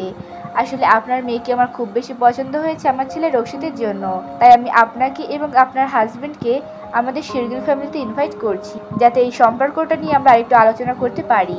এদিকে দিব্যা তো একদম এক্সাইটেড ছিল তার বিয়ে নিয়ে। সে যখন যাচ্ছিল তখন তার কাছে শেখর এসে দিব্যাকে বলে, ও তাহলে তুমি হতে চলেছে আমার ভাইয়ের হবু বউ। আর আমি জানি তুমি আমার ভাইয়ের পেছনে একদম লাড্ডু হয়ে আছো, ওই যাকে বলে না পাগল প্রেমিকা। দিব্যা তখন একটু গায়ে লেগে যায় এবং বলে, ও হ্যালো, আমি সবার থেকে আলাদা, আমি ওই 2-4 টাকার মেয়ের মতন না যারা তোমার ভাইয়ের পেছনে লাইন দিয়ে দাঁড়িয়ে থাকে। তখন শেখর বলে, তার মানে তুমি আমার ভাইকে পছন্দ করো না? তখন দিব্যা বলে, না বিষয়টা এমন না, পছন্দ করি। তখন শেখর আবার বলে, ও আচ্ছা তাহলে পছন্দ করো, তাহলে তুমি কাদের মতন হলে? মানে এখানে দিব্যাকে সম্পূর্ণ প্রকাশ্যে চেঁচাচ্ছিল যাকে বলে। শেখর হচ্ছে দিব্যা থেকে এক ঘাট উপরে, ঠিক এমন। তো তার থেকে ইরিটেটেড হয়ে যখন দিব্যা সেখান থেকে চলে যাচ্ছিল, তখনই পেছন থেকে শেখর তাকে টান দিয়ে ধরে এবং দিব্যা একটু রেগে যায় এবং বলে, কি হচ্ছে, আমার হাত কেন ধরছো? তখন শেখর তাকে সামনে দেখায়। দিব্যা ফোনের দিকে এত বিভোর ছিল যে সে এখনই পড়ে যেত। সে দিব্যার একটু কাছাকাছি আসে এবং বলে, আচ্ছা ডি, তুমি কি জানো তুমি কেমন? দিব্যা তখন বলে, কেমন? তখন শেখর তার আর একটু কাছে যায় এবং বলে, কেমন যদি তুমি জানতে চাও তাহলে নিজেই খোঁজ করে নাও, আমার কাছে কেন জানতে চাচ্ছ? এরপরে তাকে বিরক্ত দেখিয়ে সেখান থেকে চলে যায়। এই পর্বের শুরুতে আমরা সাচিনীকে দেখতে পারি যে নাচ করছিল, কারণ ডিয়ের সঙ্গেই রক্ষিতের বিয়ে হবে। এটা দেখে বিচ্ছু সাচিনীকে বলছিল, সাচিনী তোমার কি মনে হয় রক্ষিত ডিকেই বিয়ে করবে? কারণ তার চোখ দেখলেই বোঝা যায় সে তার বিয়ে দৃষ্টিকে পছন্দ করে। সাচিনী তখন বিচ্ছুকে বলে, আমার পথে যেই কাটা হয়ে দাঁড়াবে আমি তাকেই উপড়ে ফেলবো। এখন যদি এই মিসুদ অর্থাৎ এই পিও আমার পথের কাটা হয়ে আসে, তাহলে আমার একে উপড়ে ফেলতে হবে। সিন চলে যায় দৃষ্টির ওপর, যেখানে আমরা দেখতে পারি দৃষ্টি পুলের ভেতরে পা ডুবিয়ে বসেছিল এবং পানির দিকে তাকিয়ে ভাবছিল, একটু আগে রক্ষিত তাকে অপমান করে বলেছে দৃষ্টির নজর নাকি এখনই বড় বাড়ির বউ হওয়ার প্রতি গেছে। তার মন এখন এত বড় বিজনেস টাইকুনের ওয়াইফ হতে চায়। এই ছোট পিয়ের চাকরি তার পোষাচ্ছে না, সে এখন কোটিপতি হতে যাচ্ছে। রক্ষিতের এই কথাগুলো তাকে অনেক বেশি কষ্ট দিচ্ছিল, তাই সে কান্না করছিল এবং তার মাকে মনে মনে বলছিল, মা, এখন যদি তুমি এবং দিব্যা আমার সঙ্গে থাকতো তাহলে আমাদের এত কিছু ফেস করাই লাগতো না। না আমাকে ছোটখাটো একটা চাকরি করে নিজের জীবন পার করতে হতো, না ছোট থেকে এখন অব্দি আমাকে এত সাফার করতে হতো। মা তুমি প্লিজ চলে আসো। ওই সময় আমরা দেখতে পারি দৃষ্টির পার নিচের থেকে বিচ্ছু টেনে ধরেছে এবং পেছন থেকে সাচি নিয়ে এসে তার মাথাটা পানির ভেতরে চুবিয়ে ধরেছে। পেছন থেকে সাচিনী দৃষ্টিকে বলছিল, যদি নিজের জীবন বাঁচাতে চাও তাহলে এক্ষুনি এ বাসা থেকে পালিয়ে যাও, নাহলে তোমার লাইফের কোনো গ্যারান্টি কিন্তু আমি দিতে পারবো না। সে যখন দৃষ্টিকে মাথা নিচু করে পানির ভেতর চুবিয়ে রেখেছিল তখন সাচিনীর ওই পেন্ডেন্টটা পানির ভেতরে একটু চলে যায়, যেটা দৃষ্টি আবার দেখে ফেলে এবং এই পেন্ডেন্টটা দেখে সে চিনে ফেলে এটা ওই পিশাচিনীটার, যে তার মাকে হত্যা করেছিল। তার মাকে মারার সময় এই পেন্ডেন্টটা সে তার হাতেই রেখেছিল। দৃষ্টির আর বুঝতে বাকি থাকে না তার মাকে যে খুন করেছে সে এই বাড়িতেই আছে, তাই এখন যা কিছুই হয়ে যাক তাকে এই বাড়িতে থাকতে হবে তার মায়ের হত্যাকারীকে খোঁজার জন্য। অন্যদিকে আমরা রক্ষিতকে দেখতে পারি যে লাবণ্যর ঘরে গিয়েছিল লাবণ্যর সঙ্গে কথা বলতে, তবে লাবণ্য ওখানে একটু অদ্ভুত রকমের ব্যবহার করছিল। সে বারবার বলছিল, আমার ভালোবাসার লোক আসবে, আমাকে ঘোড়ায় করে নিয়ে যাবে, আমাকে অনেক ভালোবাসবে, আমি তাকে অনেক ভালোবাসি। আর সে ইনডাইরেক্টলি বিচ্ছুর কথাই বলছিল, বিচ্ছু সেদিন তাকে হিপনোটাইজ করেছিল ওটাই। তবে রক্ষিত তো মনে করছিল লাবণ্যর সঙ্গে যেহেতু রক্ষিতের আর বিয়ে হবে না তার জন্য ব্যবহার করছি এবং সে একটা শখের ভেতর গেছে। তখন সে লাবণ্যকে বোঝায়, তুমি চিন্তা করো না, যেটা ভালো হবে আমি তোমার জন্য সেটাই করব, আমি তোমাকে বিয়ে করব, তাই তুমি বেশি স্ট্রেস নিও না। এদিকে আমরা দেখতে পারি দিব্যা তার মা বাবাকে নিয়ে এসেছিল রশিদ এবং তার কথাটা পাকা করার জন্য। তবে ওজাসমানি এখানে মায়ের গয়না চেক করছিল এবং মনে মনে বলছিল, এই মহিলা সবকিছুই একদম রূপার পরে এসেছে, রূপার চুড়ি, রূপার দুল, রূপার গলার হার সবকিছুই রূপার। এদেরকে দেখেই মনে হচ্ছে এরা একদম ছোট লোক পরিবারের থেকে এসেছে, মানে গরিব ফ্যামিলি থেকে এরা বিলং করে। দিব্যার মায়ের নজর তখন দৃষ্টির ওপরে গেলে সে মহিমাকে জিজ্ঞাসা করে, মহিমা দি, এও কি আপনার মেয়ে? তখন মহিমা উত্তরে বলে, দেখতে গেলে তো সমস্ত বাচ্চারাই আমাদের মেয়ে হয়, আপনি একেও আমার মেয়েই ধরতে পারেন, এ রক্ষিতের বিয়ে।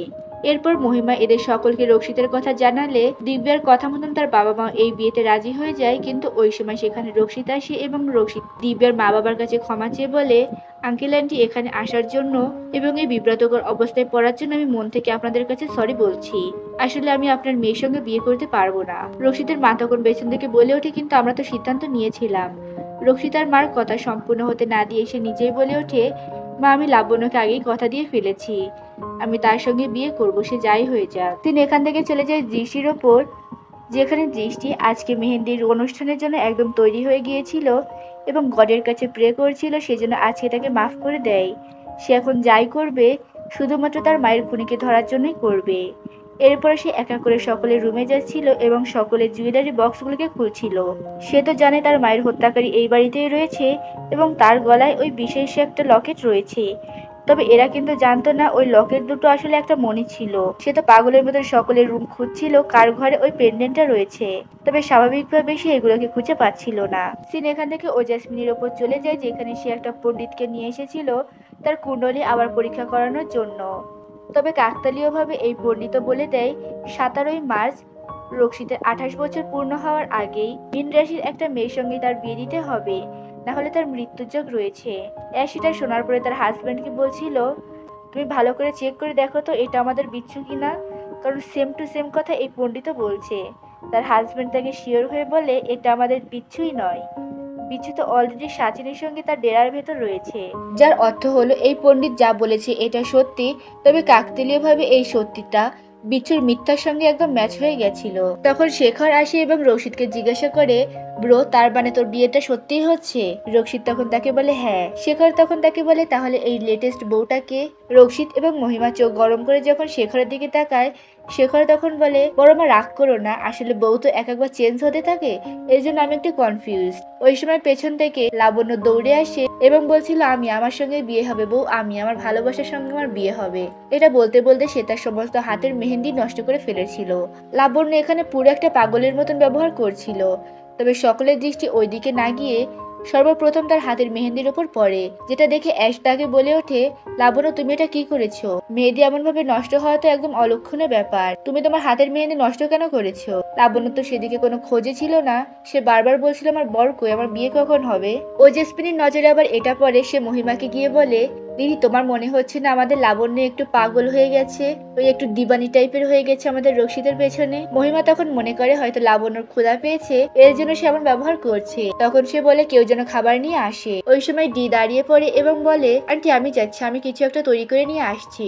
এরপর সে কিচেনে যায় এবং সকলের জন্য সুন্দর মতন একটা রুয়াবজা তৈরি করে আনে। কিন্তু লাবণ্যর গ্লাসের ভেতরে সে একটু জামাল খোটা মিশিয়ে দেয়, আর জামাল খোটা কি এটা আমি নিজেও জানি না। তো যাই হোক, এই জামাল খোটাটা যখন মিশিয়ে নিয়ে যাচ্ছিল তখন সে লাবণ্যকে এটা খেতে দিলে লাবণ্য বলে না সে এটা খাবে না। এরপর ওই গ্লাসটা রেখে বাকি সমস্ত গ্লাসগুলো বাকি সকলের ভেতরে ভাগ করে দিচ্ছিল। রক্ষিত তখন দিব্যার কাছে আসে এবং বলে আমাকেও একটা দাও, আমার খুব তৃষ্ণা পেয়েছে। সেই জামাল খোটা মেশানো গ্লাসটাই যখন খেতে যাচ্ছিল তখন দিব্যা তো ভয় পেয়ে যায়, কারণ ওটার ভেতরে জামাল খোটা মেশানো ছিল, ওটা খেলে হয়তো কোনো একটা কিছু হয়ে যেত। আচ্ছা কমেন্ট করে বলো তো এই জামাল খোটাটা আসলে কি? আমি ঠিক বুঝতে পারিনি, এর জন্য এক্সপ্লেনটা ভালো হলো না। তো ওটা যখনই রক্ষিত খেতে যাচ্ছিল দিব্যা জাদু করে গ্লাসটাই পুরো ফাটিয়ে দেয় এবং সমস্ত পানিটাই রক্ষিতের গায়ের উপর পড়ে। এটা দেখে রক্ষিত একদম বিরক্ত হয় এবং বলে একটু আগেই তো আমি একদম শাওয়ার নিয়ে আসলাম, এখন আবার নিতে হবে। এর কিছু সময় পরে সিনে আমরা দেখতে পারি লাবণ্য বিয়ের জন্য তৈরি হচ্ছিল এবং এখনো সে পাগলের মতন ব্যবহারই করছিল। ওই সময় সেখানে দিব্যা আসে এবং তার জন্য একটা স্যান্ডউইচ নিয়ে আসে খাওয়ার জন্য। সে লাবণ্যকে সেটা খেতে দেয় এবং তাকে বলছিল গিলে নে সম্পূর্ণটা একদম গিলে নে, তারপরেই তো হবে আসল কাজ। এরপরে সিন চলে যায় সাচিনীর ওপর, যেখানে সাচিনী বলতে বলতে আসছিল আই হোপ দিব্যা নিজের কাজ করে ফেলেছে, নিজের বিয়ের জন্য যেন লাবণ্যকে সেই সরিয়ে দেয়, না হলে এ যদি কিছু না করতে পারে তাহলে নিশ্চয়ই আমাকে কিছু করতে হবে। কিন্তু সে যখন দেখতে পারে দিব্যা অলরেডি একটা স্যান্ডউইচ লাবণ্যকে খাইয়ে দিয়েছে এবং সেটা খাওয়ার পরেই লাবণ্য বেহুশ হয়ে গেছে, তখন সে দিব্যার মায়ের উদ্দেশ্য করে বলে কাশ আজকে যদি তুই বেঁচে থাকতি তাহলে দেখতে পারতি মেয়ে তোর হলেও গেছে শয়তানি একদম আমার উপর, ঠিক নিজের বিয়ের চিন্তা করে ফেলেছে। লাবণ্য যখন বেহুশ হয়ে যায় তখন দিব্যা তার শক্তির ব্যবহার করে সাইডের একটা রুমে লাবণ্যকে সেখানে আটকে রেখে আসে। তবে সে বের হওয়ার সময় লাবণ্যর হাত থেকে ওই আংটিটা বের করে আনে, যাতে সবাইকে এটা দেখে এসে বলতে পারে লাবণ্য রিং ছেড়ে পালিয়ে গেছে এই বিয়ে থেকে, সেই বিয়েটা করতে চায় না। এদিকে যখন দৃষ্টি সকলের রুম খুঁজে অ্যাশের রুমে গিয়েছিল ওই পেন্ডেন্টটা খুঁজতে, তখন পেছন থেকে অ্যাশ চলে আসে এবং তাকে হাতে নাতে ধরে ফেলে জুয়েলারি বক্স নিয়ে। সে জিজ্ঞাসা করে তুমি এখানে আমার রুমে কি করছো? কোথাও তুমি আবার আমার জুয়েলারি চুরি করতে তো আসোনি? তুমি কি একটা চোর? দৃষ্টি তখন কথাটা ঘোরানোর জন্য বলে আসলে ম্যাম আমি আপনাকে সাহায্য করতে এসেছিলাম, আসলে আপনি এত বেশি সুন্দরী এবং স্টাইল নিয়ে এত বেশি জানেন, এর জন্য আমার মনে হয়েছে আমার হেল্প আপনার দরকার হবে, তাই আমি ভাবছিলাম আপনার ড্রেসের সঙ্গে কোন জুয়েলারিটা যাবে ওটা যেন আমি একটু আপনাকে দেখিয়ে দিই। বুঝতেই তো পারছেন একটু পরেই বিয়ের অনুষ্ঠান হবে এবং ফটোগ্রাফাররা আসবে। তার এত প্রশংসা শুনে তো রাজি হয়ে যায়। তারপরে সে মনে করে এবং বলে ওয়েট, তুমি কি ওজাসমিনের কথা এখানে এসেছো? ওজাসমিন নিশ্চয়ই তোমাকে পাঠিয়েছে আমার রুমে, যাতে আমি কি জুয়েলারি পরবো কেমন ড্রেস পরবো এটা সে কপি করতে পারে। সে এই সমস্ত ভুলভাল বুঝে দৃষ্টিকে সেখান থেকে পাঠিয়ে দেয়। আর দৃষ্টি একটু স্বস্তির নিঃশ্বাস ছেড়ে, তার ভেতরে একটু ভুল বাজাবুজি হলেও তাকে একদম চোর সাব্যস্ত করে দেয়নি। সিন চলে যায় রক্ষিতের ওপর, যেখানে রক্ষিত এখন স্নান করছিল বিয়ের জন্য, আর ওই সময় সাজিনী তার ডেরার ভেতরে যাওয়ার জন্য রক্ষিতের রুম পার করছিল। আসলে রক্ষিতের রুম রেখেই তার ওয়াশরুমের পাশেই ছিল সাচিনীর ডেরা। তো সে যখন ওখান থেকে যাচ্ছিল তখন ভুল করে তার গলা থেকে ওই পেন্ডেন্টটা রক্ষিতের ওখানে পড়ে যায়। তবে সে এটা খেয়াল করে না এবং দ্রুত সেখান থেকে চলে যায়। একটু পরে দৃষ্টি রক্ষিতের রুমে চলে আসে ওই পেন্ডেন্টটা খুঁজতে খুঁজতে। তবে তার জানা ছিল না এটা রক্ষিতের রুম। রক্ষিত যখন বাইরে বের হয়ে আসে উইদাউট কোনো জামা, এটা দেখে দৃষ্টি লজ্জা পেয়ে যায় এবং পেছন ঘুরে বলে সরি স্যার, আমি এখানে ইচ্ছে করে আসিনি, আমি ভাবতেই পারিনি এটা আপনার রুম ছিল।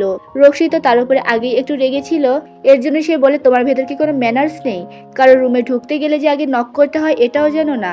দৃষ্টি যখন সেখান থেকে বের হয়ে যাচ্ছিল তখন রক্ষিত তাকে একটু কায়দা করে আটকে ফেলে এবং বলে তাহলে মিস সুদ তুমি বলো তুমি এখানে কি করতে এসেছো? এখন তুমি বলো না আমি বিয়েতে কোন পোশাক পরবো সেটাও তুমি বাছাই করে দিবে, যেমনটা তুমি বলছিলে আমি ডিকে যেন বিয়ে না করি।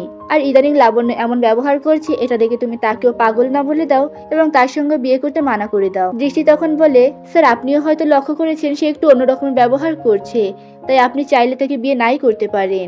রক্ষিত তখন উল্টো প্রশ্ন করে তাহলে তুমি কি বলতে চাচ্ছ? ডিকেও বিয়ে করবো না এবং লাবণ্যকেও বিয়ে করবো না, তাহলে অপশনটা আর কি থাকলো? তুমি তুমি কি চাও আমি তোমাকে বিয়ে করি? দৃষ্টি তখন বলে, না স্যার, আমার আপনাকে মোটেও পছন্দ না। রক্ষিত এই জবাবের উল্টে বলে, এক্স্যাক্টলি, আমারও তোমাকে একদমই পছন্দ নয়, সেই জন্য তোমাকে বিয়ে করব এই চিন্তা মাথা থেকে একদম বের করে দাও। ওই সময় দৃষ্টি সাইডে লক্ষ্য করে দেখতে পারে ওখানে ওই পেন্ডেন্টটা রয়েছে যেটা সাচিনের গলায় ছিল। সেটা ধরতে যাবে তার আগেই রক্ষিত তাকে সেখান থেকে নিয়ে বের করে দেয়, কারণ সে অলরেডি রেগে গিয়েছিল। দৃষ্টি তাকে আবার বলেছে রক্ষিতকে সে নাকি একটুও পছন্দ করে না। রক্ষিতের রুমের বাইরে দাঁড়িয়ে দৃষ্টির মনে অনেক প্রশ্ন ছিল এবং সে নিজের মনেই নিজেকে প্রশ্ন করছিল, এই পেন্ডেন্টটা যেহেতু রক্ষিতের রুমে রয়েছে, তাহলে কি ওই মহিলার সঙ্গে রক্ষিত কোনোভাবে জড়িত আছে? এছাড়াও হাজারটা প্রশ্ন করে সে সেখান থেকে চলে যায়। সিন চলে যায় শেখরের ওপর, যেখানে সে রক্ষিতকে রেডি করছিল এবং ইমোশনাল ফানি ভাবে বলছিল, আমার সোনা ভাই, এই তো সেদিন এতটুকু বাচ্চা ছিল, আজকে দেখো কত বড় হয়ে গেছে, আজকে বিয়ে করছে, আমার রক্কু সোনা। রক্ষিত তার আমার নাম শুনে তো একদম রেগে যায় এবং তাকে ঝটকা মেরে বলে, রাক্কু, এটা আবার কেমন নাম, রক্ষিত বলে ডাকবি? তখন শেখর আবার বলে, আরে এটা তো তোকে ভালোবেসে বলছি, ঠিক আছে তুই নিজের একটা নাম বলে দে, যেটা বললে আমি তোকে ডাকতে পারি। ওই রাক্ষিত আমার পক্ষে হয় না, ওটা বুঝলি তো, একদম বড় ভাইয়ের মতন, তুই আর আমি তো অত বেশি বড় না, বল। রক্ষিত শেখরের এমন বকবক শুনে ইরিটেটেড হয়ে যায় এবং তাকে বলে, না জানি তোর এতগুলো গার্লফ্রেন্ড তোকে কি করে সহ্য করেছে। তখন তার নজর যায় সামনে থাকা দৃষ্টির উপর, যাকে আজকে অনেক বেশি সুন্দর লাগছিল। তার দৃষ্টি তো সেখানে আটকে পড়ে, আর এদিকে দৃষ্টি মনে মনে ভাবছিল কখন এরা রেডি হয়ে বাইরে বের হবে আর কখন সে আবার ওই রুমে গিয়ে ওই পেন্ডেন্টটাকে সার্চ করবে। শেখর তখন রক্ষিতকে আবার বলে, ভাই তুই একবার ভেবে দেখ, তুই কি লাবণ্যকে বিয়ে করতে চাস কিনা? আমার মতে তুই জাস্ট বিয়েটা ভেঙে দে। রক্ষিত তখন শেখরকে বুঝিয়ে বলে, দেখ, বিয়ে একটা ছেলে খেলা না, এখানে দুটো ফ্যামিলি থাকে, দুটো মনের মিলন থাকে, আমি চাইলেই একবার ভেঙে দিতে পারি আর একবার জোড়া লাগাতে পারি না। শেখর তখন রক্ষিতকে বলে, তার মানে তুই ভেবেই নিয়েছিস তুই লাবণ্যর সঙ্গে বিয়ে করবি? তুই একবার ভেবে দেখ, তুই কি ওর সঙ্গে কখনো খুশি থাকতে পারবি? উত্তরে রক্ষিত শুধু বলে, দুজনের ভেতর একজন তো খুশি থাকতে পারবে, ব্যাস ওটাই যথেষ্ট। আর তোর তো কপালে হাত বোলানো উচিত, আমি তোর জন্য ডিকে বিয়ে করতে রাজি হয়নি মা এত করে বলার পরেও। আমি ডিকে শুধুমাত্র ছেড়ে দিলাম তোর জন্য, তুই ওর পেছনে না পড়ে আমার পেছনে পড়ছিস, তুই ভাই না শত্রু? শেখর তখন রক্ষিতকে আবার বলে, দেখ, তুই যেই খারাপ বুদ্ধিটা তোর মাথা থেকে নিয়েছিস না, ওটা তোর খারাপ মাথার দোষ, ওটা তোর দোষ না। তোর মনে তো শুধুমাত্র রয়েছে তোর প্রিয়ে, যাকে তুই একটু আগে মন ভরে দেখছিলি। সুতরাং লাবণ্যর সঙ্গে বিয়ে ভেঙে দে এবং তোর প্রিয়কে প্রপোজটা করেই দে। শেখরের কথা এবার আর রক্ষিতের একটুও সহ্য হয় না। সে তাকে রুম থেকে ধাক্কা মেরে বের করে দিয়ে বলে, আমি রেডি হবো, জাস্ট বের হয়ে যা। শেখর চলে যাওয়ার আগে আবার একবার বলে যায়, হ্যাঁ হ্যাঁ, তৈরি হয়েই নেই, এমনিতেও সই দেওয়ার জন্য আর অল্প একটু সময় বাকি আছে। উপস, সরি, না মানে ওই বিয়ের জন্য আর কি, বিয়ের কথা বলছিলাম। দৃশ্য এখান থেকে চলে যায় বিয়ের মণ্ডপের ওখানে, যেখানে ওজাসমিনী অ্যাশকে বলছিল অ্যাশ যেন একটা বিয়ের থালা নিয়ে আসে। অ্যাশ তখন ওজাসমিনীকে বলে, ওজাস, আমি জানি এখানে একটা শগুনের থালা দরকার। ওজাসমিনী তখন উত্তরে বলে, অ্যাশ, আমাকে প্লিজ তোমার মতন মনে করবে না, সবসময় ছোট ছোট জিনিস আমার পছন্দ নয়, ছোট চুল, ছোট নাম, আমার নাম ওজাসমিনী, আমাকে ওজাসমিনী বলেই ডাকবে। ওজাস আমার কেমন নাম? মানে এই দুই জায়ের ভেতরে সবসময় একটা কম্পিটিশন লেগেই থাকতো, কে কাকে ছোট করবে, কে বেশি মডার্ন হবে, কার জুয়েলারিটা বেশি দামি এবং ভারী টাইপের হবে। রাশি যখন মণ্ডপের দিকে আসছিল তখন তাকে দেখে অ্যাশ বলে ওঠে, ওহ রাশি, তুমি এখনো তৈরি হওনি? রাশি বলে, কিন্তু চাচি, আমি তো একদম তৈরি হয়ে আছি। পেছন থেকে তখন রক্ষিত এবং শেখর এসে তার মাকে বলে, মা, আমাদের বোনটা এত সুন্দর, তাকে সাজার প্রয়োজনই হয় না। মানে এখানে রাশি ছিল একদম সিম্পল এবং একটু ব্যাকডেটেড, ওর এত বেশি সাজ পছন্দ ছিল না এবং এত বেশি মডার্নও ছিল না। মহিমা চিন্তা করছিল কিছু খারাপ না হয়ে যায়। তখনই ওজাসমিনী আসে এবং বলে, দিদি, বিয়েতে কি কোনো রকমের ত্রুটি রেখেছি আমি? কোনো ভুল হচ্ছে? মহিমা তখন বলে, ওজাস, না, আসলে সমস্যাটা হচ্ছে আমার লাবণ্যকে কেমন যেন একটু লাগছে, কেমন একটু পাগল পাগল টাইপের মতন বিহেভ করছে না? ওজাসমিনী তখন বলে, দিদি, তোমাকে না আমি সেদিনও বলেছিলাম ওকে কেমন একটু পাগল, একটু দিবানা টাইপের লাগছে। তারা এই বিষয় নিয়ে চিন্তা করছিল, তবে এখানে তাদের আর করার কিছুই ছিল না, কারণ রশিদ অলরেডি সিদ্ধান্ত নিয়ে ফেলেছিল এবং একটু পরে তাদের বিয়ে হবে। অন্যদিকে আমরা দেখতে পারি সাজিনীকে এত সময় পরে গিয়ে তার লক্ষ্য হয়েছে তার গলার ওই পেন্ডেন্টটা নিয়ে সে কোথাও হারিয়ে ফেলেছে। সিন ছিল যে মহিমার ওপর, যেখানে ডি তার কাছে আসলে মহিমা তাকে জিজ্ঞাসা করে, আচ্ছা ডি, তুমি কি লাবণ্যকে দেখেছো? বিয়ের টাইম হয়ে গেছে কিন্তু এখনো সে নিচে নামেনি।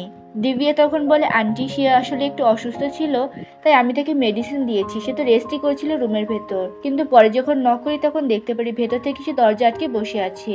এই বিষয়টা তাদের মনে একটু খটকা লাগে এবং তারা সকলে চলে যায় লাবণ্যর ঘরে তাকে ডাকাডাকি করতে, কিন্তু দেখা যায় ভেতর থেকে দরজা লক করা ছিল এবং অনেক কষ্ট করে যখন এরা দরজা খুলতে পারছিল না তখন শেখর চাবি দিয়ে আসে এবং ডুপ্লিকেট চাবি দিয়ে রুম খুলে দেখে। রুমের প্রত্যেকটা কোণা চেক করা হয়, কিন্তু সেখানে কোথাও লাবণ্যকে পাওয়া যায় না। অ্যাশ মহিমাকে বলছিল হয়তো দিদি লাবণ্য বিয়ে করতে চায় না, এর জন্য সে পালিয়ে গেছে। দিব্যাও তখন বলে, হ্যাঁ আন্টি, লাবণ্য চলে যাওয়ার আগে আমাকে কিছু বলে গিয়েছিল। এরা সকলে তাকে জিজ্ঞাসা করে চলে যাওয়ার আগে কি বলেছিল। তখন দিব্যা বলে, আসলে সে আমাকে বলেছিল এই সব কিছুর থেকে আমার একটা ব্রেক চাই। এখন আপনারা নিশ্চয়ই বুঝতে পারছেন তার কিসে থেকে ব্রেক চাই। রক্ষিত তখন দিব্যাকে থামিয়ে দিয়ে বলে, লাবণ্য এটা করতে পারে না, কারণ সে যথেষ্ট একটা মিটিওর মেয়ে, আর সে যদি পালিয়েই যাবে তাহলে তো সিঁড়ি দিয়েই যাবে, আমরা সকলে দেখতে পারতাম। নিশ্চয়ই এখানে অন্য কোনো ব্যাপার আছে। দিব্যা তখন চালাকি করে সিমিনকে একটু ধাক্কা মারে এবং সিমিন যে পাশে রাখা একটা টেবিলের উপর হাত রাখে এবং দেখতে পারে সেখানে রিং রাখা। সে সকলকে যখন এটা দেখায় তখন সকলে বুঝতে পারে হয়তো লাবণ্য এই বিয়েটা করতে চায় না, এর জন্য সেই রিংটা রেখে ওখান থেকে পালিয়ে গেছে। রক্ষিত লাবণ্যকে খুঁজতে যাচ্ছিল এবং তার ফ্রেন্ডের কাছেও খবর নিতে যাচ্ছিল, তবে রক্ষিতের মা তাকে কোনোভাবে বের হতে দিচ্ছিল না, কারণ তার প্রাণের সংকট রয়েছে। আজকে যদি তার বিয়ে না হয় তাহলে তো তার উপরে একটা প্রাণের সংকট রয়েছে, এর জন্য সে তাকে বের হতে দিচ্ছিল না। তখন মহিমা একটা কঠিন সিদ্ধান্ত নেয় এবং তার হাতের রিংটা নিয়ে সে সামনে এগিয়ে যায়। দিতে শুধুমাত্র প্রে করছিল মহিমা আন্টি যেন এখনই তাকে এই বিয়ের জন্য প্রপোজ করে দেয়, এবং সে অনেক বেশি খুশি হচ্ছিল।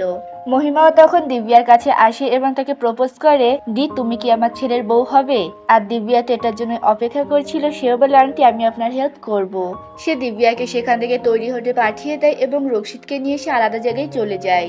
রক্ষিত তার মাকে বারবার নিষেধ করেছিল সে ডিকে কোনোভাবেই বিয়ে করতে চায় না, তবে তার মা তাকে অনেক ইমোশনাল ব্ল্যাকমেল করে এবং বলে তার জীবনের ঝুঁকি রয়েছে এবং তার জীবনের ঝুঁকি নিয়ে সে কোনো কাজই করতে পারবে না। মানে এখানে সে অনেক ইনিয়ে বিনিয়ে অবশেষে রক্ষিতকে এই বিয়ের জন্য রাজি করিয়েই নেয়। সিন চলে যায় আমাদের দিব্যার ওপর, যেখানে সে একা একা রেডি হচ্ছিল তবে পারছিল না। তখনই পাশ দিয়ে দৃষ্টি যাচ্ছিল, তখন সে দৃষ্টিকে ডাকে এবং তাকে বলে, পিয়ে তুমি আমাকে আজকের মতো একটু হেল্প করে দাও। তুমি আমার হবু বরের পিয়ে, তাই তুমি আমারও পিয়ে, সুতরাং এতটুকু সাহায্য তো করতেই পারো। দৃষ্টি তখন বলে, না আমি তোমার কোনো হেল্প করব না। তখন দিব্যা দৃষ্টিকে মাখন লাগাতে থাকে, দেখো তুমি কত সুন্দর, একদম বিউটিফুল প্রিটি দেখাচ্ছি আজকে, এত সুন্দর লাগছে যে কি বলবো, আমি নিজেই তোমার উপর ফিদা হয়ে যাচ্ছি। দৃষ্টি জানতো দিব্যা নাটক করছে, আর সে এটাও জানতো দিব্যার পরিবার থেকে এখনো কেউ আসেনি এবং বিয়ে এখনই শুরু হয়ে যাবে, তাই সেও দিব্যাকে তৈরি করতে যাচ্ছিল। সে দিব্যাকে নেকলেস পরাচ্ছিল এবং বলছিল, আজকে তোমার এত বিশেষ একটা দিন, এই সময় তোমার পরিবারকে তোমার পাশে দরকার, আর তা না তুমি এমন একজন মেয়ের সাহায্য নিচ্ছ যাকে কিনা তুমি চেনোই না আর যার সঙ্গে কিনা তোমার কোনো সম্পর্কই নেই। দিব্যা এখানে অনেক বেশি ইমোশনাল হয়ে যায় তার মা এবং দৃষ্টির কথা ভেবে। দিব্যা তখন বলে, হ্যাঁ প্রত্যেকটা মেয়ের জীবনে এই সময়টাই তার মা এবং তার বড় দিদিকে প্রয়োজন হয়। সে দৃষ্টির উপর অভিমান করে বলে, যাও তোমার কোনো সাহায্যের আমার দরকার নেই। দৃষ্টিও তখন মনে মনে ভাবতে থাকে এবং বলতে থাকে, কাশ তোমার জায়গায় আমার ছোট বোন দিব্যা হতো এবং আমি নিজের হাতে তাকে বিয়ের জন্য তৈরি করতাম। কিন্তু আপাতত সে এই সমস্ত কথা সাইডে রাখে এবং দিব্যাকে সম্পূর্ণভাবে তৈরি করতে রেডি হয়ে যায়। সে দিব্যাকে একদম ঠিকঠাক ভাবে পারফেক্ট ভাবে রেডি করানোর পরে কারো যেন নজর না লাগে এর জন্য একটা কালো টিকা তার মাথার উপরে লাগিয়ে দেয় এবং দিব্যাকে বলে, সত্যি করে বলো তুমি এই সবকিছু রক্ষিত স্যারকে পাওয়ার জন্য করছো তাই না?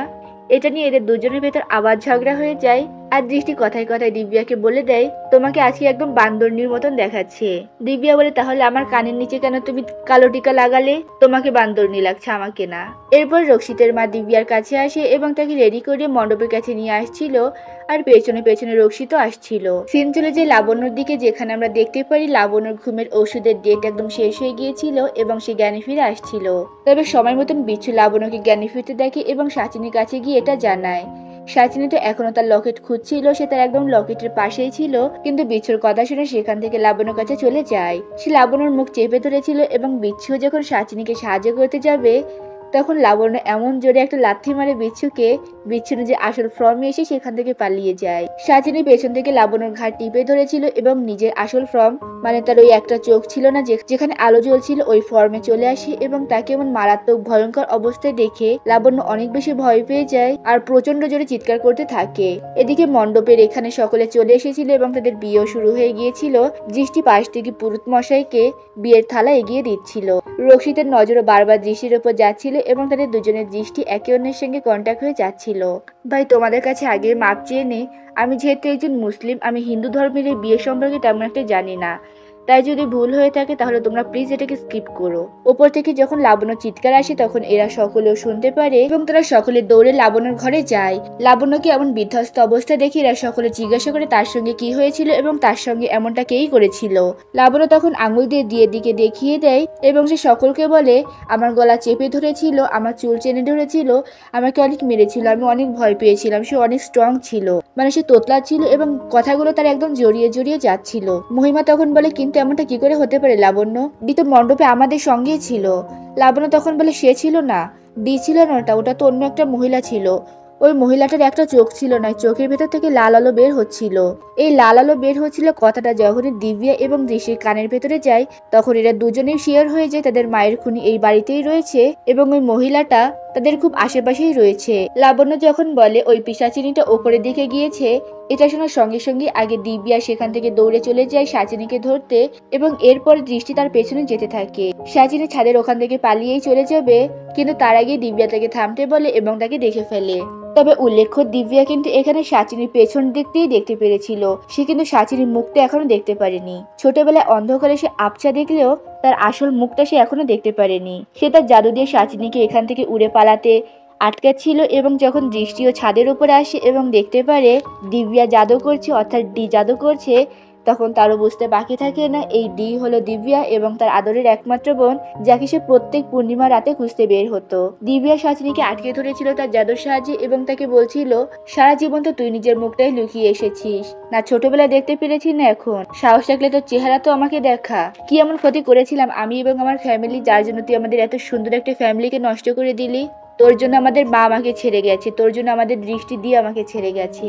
আমি যখনই স্বপ্ন দেখতাম তখন কোনো সুন্দর স্বপ্ন নয়, বরঞ্চ স্বপ্নের ভিতর তুই আসতি এবং আমি দেখতে পারতাম তুই আমার মামাকে মেরে ফেলেছিস এবং আমার দৃষ্টি দিকে তুই আমার থেকে আলাদা করে নিয়েছিস।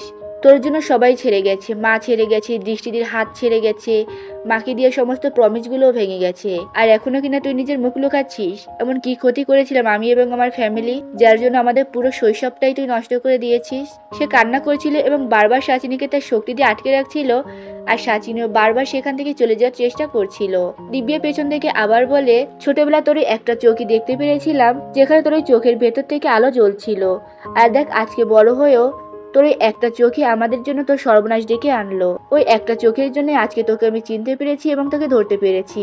সাচিনীরও তখন মনে পড়ে অনেক বছর আগে যখন দিব্যা একবার তাকে ধরে ফেলেছিল ট্রেন লাইনের ওইখানে, তখন দিব্যা তাকে একটা অভিশাপ দিয়েছিল এবং বলেছিল, মহাদেবের একটা শক্তির কারণে তুই তোর একটা চোখ হারিয়েছিস, তোর তো উচিত ছিল ওই ভগবানের তৃতীয় চোখ দেখে ভয় পাওয়া, কিন্তু তুই তো তাকে ভয় পাসনি। তবে তুই চিন্তা করিস না, তোর একটা চোখই তোর কাল হয়ে আসবে, তোর একটা চোখই তোর সর্বনাশ করবে এবং তোর ধ্বংসের কারণ হবে। সাচিনীও ভাবছিল ঠিক এই কাজটাই তার আজকে হয়েছে, দিব্যা তাকে ধরে ফেলেছে। সাচিনীর কাছে যেহেতু লকেট ছিল না, সে হারিয়ে ফেলেছিল, তাই সে এখন কোনোভাবে দিব্যার সাথে পেরে উঠছিল না। তারপরে পিশাচিনীর যে শক্তি তার কাছে ছিল ওটার মাধ্যমে সে দিব্যাকে কোনো রকমে সেখানে ফ্রিজ করে দেয় এবং কোনোভাবে সেখান থেকে একটু সময়ের জন্য পালিয়ে যায়। তো গত পর্বে আমরা জানতে পেরেছিলাম দিব্যা সাচিনীকে দেখে ফেলেছে এবং দৃষ্টি দিব্যাকে এটা সে খুঁজে ফেলেছে। আর এই পর্বের শুরুতে আমরা দেখতে পারি দিব্যা তারা খেয়ে সাচিনী একটা জঙ্গলের ভেতর পড়েছিল এবং তার সমস্ত গায়ে ময়লা লেগেছিল। অন্যদিকে দিব্যা কান্না করছিল আর ভাবছিল আর একটুর জন্য সে সাচিনীকে ধরতে পারেনি যে কিনা তার মায়ের খুনি। সাচিনী তাদের জীবনটা এমন বাজেভাবে নষ্ট করে দিয়েছে, তার বোনকে তার থেকে কেড়ে নিয়েছে, তার মাকে তার থেকে সরিয়ে দিয়েছে। এই সমস্ত কথা ভাবতে ভাবতে দিব্যা সেখানে অনেক বেশি কান্না করছিল। তবে দৃষ্টিও কান্না করছিল, সেটা ছিল খুশির কান্না। সে সাচিনীকে হাতছাড়া করলেও আজকে তার হাত খালি নেই, বরঞ্চ সে নিজের বোনকে খুঁজে পেয়েছে। দৃষ্টি দিব্যার কাছে যাচ্ছিল তাকে এটা জানানোর জন্য সেই তার দৃষ্টি দিই, কিন্তু পেছন থেকে তখন অ্যাশ চলে আসে এবং দিব্যাকে তার সঙ্গে করে সেখান থেকে নিয়ে যায়, যার কারণে দৃষ্টি এখানে দিব্যার কাছে পরিচয় দিতে পারে না সেই তার বোন। তবে সে আকাশের দিকে তাকিয়ে তার মাকে বলছিল আজ সে অনেক বছর পরে তার বোনকে খুঁজে পেয়েছে। এবার যত যাই হয়ে যাক, সে দিব্যার হাত এমন শক্ত করে ধরবে যেন কোনো শক্তি তাদেরকে আর আলাদা করতে না পারে। এবার সে তার মায়ের প্রমিস আর ভাঙবে না, সে সবসময় দিব্যাকে আগলে রাখবে এবং তার মায়ের প্রত্যেকটা প্রমিস রাখবে। এদিকে আমরা দেখতে পারি লাবণ্য রক্ষিতের সঙ্গে আর বিয়ে করতে চাচ্ছিল না, কারণ সে অনেক বেশি ভয় পেয়ে গিয়েছিল সাচিনীর থেকে। মহিমা এখানে হাত জোড় করে লাবণ্যর কাছে অনুরোধ করছিল লাবণ্য যেন তার ছেলের সঙ্গে আজকে বিয়ে করে নেয়। তবে লাবণ্য এখানে তার মুখের উপর স্পষ্ট ভাষায় বলে দেয়, আন্টি আমি কোনোভাবে আপনার ছেলেকে বিয়ে করতে পারবো না, তার কারণ আপনার বাড়িতে কোনো একটা সমস্যা রয়েছে যেটা আমাকে মারার চেষ্টা করেছে। তাই আপনি আমার যতই হাতে পায়ে ধরুন আমি কোনোভাবেই আর রক্ষিতকে বিয়ে করব না। ওপর থেকে যখন রক্ষিত কথাটা শুনতে পারে তখন সে তার মায়ের উদ্দেশ্যে বলে, মা তুমি তাকে যেতে দাও। আর এমনিতেও আমি তার পেছনে ছিলাম না তাকে বিয়ে করার জন্য, বরঞ্চ সেই আমার হাতে পায়ে ধরছিল আমি যেন তাকে বিয়ে করি। আর যখন সে যেতে চাচ্ছে তাহলে আমি রক্ষিত শেরগিল কখনই তাকে আটকাবো না। লাবণ্য এই কথা শোনার পরে সেখান থেকে বের হয়ে যায়। এত ঝামেলার পরে রক্ষিত নিজের লাইব্রেরিতে আসে এবং সেখানে দাঁড়িয়ে যখন একটু রেস্ট নিচ্ছিল শেখর সেই মুহূর্তে তার কাছে চলে আসে এবং তাকে আবার একটু কুল ডাউন করানোর চেষ্টা করে বলে, দেখ ভাই সবকিছু যা হয়েছে ভালোই হয়েছে, তোর জীবন থেকে ওই লাভা নামে লাবণ্য চলে গেছে আর এখন তোর লাইফে এন্ট্রি নেওয়ার সময় হয়ে গেছে তোর বিয়ের। তুই এই সমস্ত কথা মাথা থেকে ঝেড়ে ফেল এবং সোজা গিয়ে তোর বিয়েকে বিয়ের জন্য প্রপোজটা করেই দে। রক্ষিত বিরক্ত হয়ে সেখান থেকে শেখরকে পাঠিয়ে দেয় এবং কিছু সময় পরে যখন দৃষ্টি তার কাছে আসে তখন তাকে চেপে ধরে এবং তার উপর সমস্ত রাগ দেখিয়ে বলে, মিসু তোমাকে না আমার সবসময় সন্দেহ হয়, তুমি সত্যি করে বলো তো তুমি কে আর এখানে কেনই বা এসেছো? দৃষ্টি তখন বুঝতে পারে না এবং জিজ্ঞাসা করে, স্যার আপনি কি বলছেন আমি বুঝতে পারছি না। রক্ষিত তখন বলে, আমি সবসময় একটা জিনিস লক্ষ্য করি, যখনই কোনো বিপদ হতে যায় তার আগেই তুমি জেনে ফেলো কি হতে চলেছে। তুমি এটা কি করে দেখতে পারো? কি করে জানো ফিউচারে কি হবে? কোনো রহস্য নিশ্চয়ই তোমার ভেতরে আছে। দৃষ্টি তখন রক্ষিতকে জিজ্ঞাসা করে, আর আপনার এটা মনে হওয়ার কারণটা কি? রক্ষিত তখন তাকে এক্সপ্লেন করে বলে, প্রথম দিন যখন তুমি আমাকে ফ্লাইটে উঠতে নিষেধ করছিলে তখন তো আমার একটু সন্দেহ হয়েছিল, কিন্তু যখনই দরজাটা আমার উপর ভেঙে পড়বে তার আগেই তুমি কিভাবে যেন জেনে গেলে এবং আমাকে সেখান থেকে বাঁচিয়ে নিলে। এরপর যখন দিব্যা ছাদের ওখান থেকে পড়ে যাচ্ছিল তখন তুমি আমাকে হিন্ট দিলে ছাদে যাওয়ার জন্য। এরপর মিস্টার রান্ধাবা যখন আমাদের অফিসে আসলো তখন তুমি তার সঙ্গে ডিলটা করতে নিষেধ করলে। এদের সকলের ভেতরেই কোনো না কোনো সমস্যা ছিল এবং তুমি প্রত্যেকবারই আমাকে অ্যালার্ট করেছিলে। তুমি কি করে জানতে মিসু? সে কথাগুলো বলছিল এবং দৃষ্টির হাত পেছনে মুড়িয়ে ধরছিল, যেটার কারণে দৃষ্টি অনেক বেশি কষ্ট পাচ্ছিল। দৃষ্টি বারবার রক্ষিতকে বলছিল, স্যার আমি ব্যথা পাচ্ছি, আমার হাতটা ছেড়ে দিন। তবে রক্ষিতের সেদিকে কোনো ধরনের নজরই ছিল না। যখন লক্ষ্য করে দৃষ্টি অনেক বেশি ব্যথা পেয়েছে এবং কান্না করেছে তখন সে আস্তে করে হাতটা ছেড়ে দেয়। লাবণ্যর রাগটা রক্ষিত যেহেতু দৃষ্টির উপর ঝাড়ছিল এই জন্য দৃষ্টি অনেক বেশি রেগে গিয়েছিল এবং তাকে বলছিল, ওই মেয়ের তো কপাল পোড়া যে আমি আপনার সঙ্গে বিয়ে করবে। আপনি একটা অসভ্য, বিয়াদব এবং হার্টলেস ছাড়া একটা মানুষ, আপনার হৃদয়ই নেই, না কোনো অনুভূতি আছে, আপনি একদম একটা পাথরের মতন। এটা বলে সে সেখান থেকে কোনো রকমের বের হয়ে যায়। এতক্ষণে বিয়ে উপলক্ষে দিব্যার মাও সেখানে চলে আসে। তখন দিব্যা তার মাকে সমস্ত কিছু খুলে বলে সে একটুর জন্য সাচিনীকে ধরতে পারেনি এই সমস্ত ঘটনা, কিন্তু যখন তার বাবা মা এটা জানতে পারে সাচিনী এখানে রয়েছে এবং সে দিব্যার উপর অ্যাটাক করতে পারে তখন তারা অনেক ভয় পেয়ে যায় এবং দিব্যাকে বলছিল দিব্যা যেন তাদের সঙ্গে যায় এবং তারা দিব্যাকে কোথাও একটা লুকিয়ে রাখবে যাতে ওই খারাপ আত্মাটা কোনোভাবে দিব্যার ক্ষতি করতে না পারে। তখন দিব্যা এদেরকে শান্ত করে এবং বলে, মাম্মাম আমার কাছে শক্তি আছে, আমি নিজেকে সেভ করতে পারি, আর তাছাড়াও আমার মায়ের খুনিকে আমার অবশ্যই খুঁজে বের করতে হবে। দিব্যার পরিবার চাচ্ছিল না দিব্যা এখানে বিয়ে করে থেকে যাক, এতে করে তার জীবন সংশয় রয়েছে। তখন দিব্যা বলে সে শুধুমাত্র ওই খুনিকে মারার জন্যই এখানে থাকছে না, বরং যে সে রক্ষিতকে পছন্দ করে সে এখানেই থাকবে। সে তাদেরকে বোঝায় রক্ষিত একটা বড় বিজনেস টাইকুন, তার উপরে অনেক হ্যান্ডসাম এবং তার জন্য একদম পারফেক্ট। আর এই সাচিনী তাদের জীবনে আসার আগে সে রক্ষিতকে পছন্দ করেছিল, তাই তারা যেন কোনো রকমের চিন্তা না করে রক্ষিত তাদের মেয়ের অনেক ভালো খেয়াল রাখবে। দিব্যার পরিবার দিব্যার বিয়ে নিয়ে রাজি হয়ে গেলেও রক্ষিত এখানে তার মায়ের সঙ্গে ঝগড়া করছিল এবং তার মাকে বলছিল সে কোনোভাবেই আর বিয়ে করতে চায় না, তার এই বিষয়টা একদমই ভালো লাগছে না, বারবার তার বউ বদল হয়ে যাচ্ছে। প্রথমে তাকে বলা হলো তাকে লাবণ্যকে বিয়ে করতে হবে, সে রাজি হয়ে গেল। এরপর যখন লাবণ্য চলে গেল তখন ডি আসলো এবং তাকে বলা হলো ডিয়ের সঙ্গে যেন সে বিয়ের পিড়িতে বসে যায়, সে তাই করলো। এরপর যখন আবার লাবণ্য আসলো তখন তার মা তাকে আবার বিয়ে করতে বলেছে। আর এখন যখন লাবণ্য আবার চলে গেছে তখন ডিকে আবার মাঝখান দিয়ে আনা হচ্ছে তার সঙ্গে বিয়ে করানোর জন্য। সে কোনোভাবেই ডিকে বিয়ে করতে চাচ্ছিল না, আর তার মা কোনোভাবে না কোনোভাবেই তার বিয়ে এই ডিয়ের সঙ্গে দিয়েই ছাড়বে। তার মা রক্ষিতকে জিজ্ঞাসা করে, তোর যদি অন্য কোনো পছন্দ থাকে তাহলে বল, আমি তার সঙ্গেই তোর বিয়ে দিব, তবে সেটা আজকেই দিতে হবে কারণ আজকের সময়ের ভেতরেই তোর বিয়েটা হওয়া উচিত। তখন রক্ষিতের নজর পড়ে দৃষ্টির ওপর এবং তখন সে মনে করে একটু আগে দৃষ্টি তাকে বলেছিল সে একটা হৃদয়হীন মানুষ এবং দৃষ্টি তাকে একটুও পছন্দ করে না। এই কথা ভেবেই সে মহিমাকে বলে দেয়, না আমার কোনো পছন্দ নেই, আমি জির সঙ্গে বিয়ে করতে রাজি আছি। এদিকে দিব্যার মা দিব্যার বিয়ের জন্য একটা লেহেঙ্গা নিয়ে এসেছিল, যেটা দিব্যাকে সে দেখাচ্ছিল এবং বলছিল আমরা তাড়াহুড়ো করে যেটা সামনে পেয়েছি ওটাই নিয়ে এসেছি, তুই চাইলে এটাও পরতে পারিস, তবে এই জামাতেও তোকে অনেক বেশি সুন্দর লাগছে।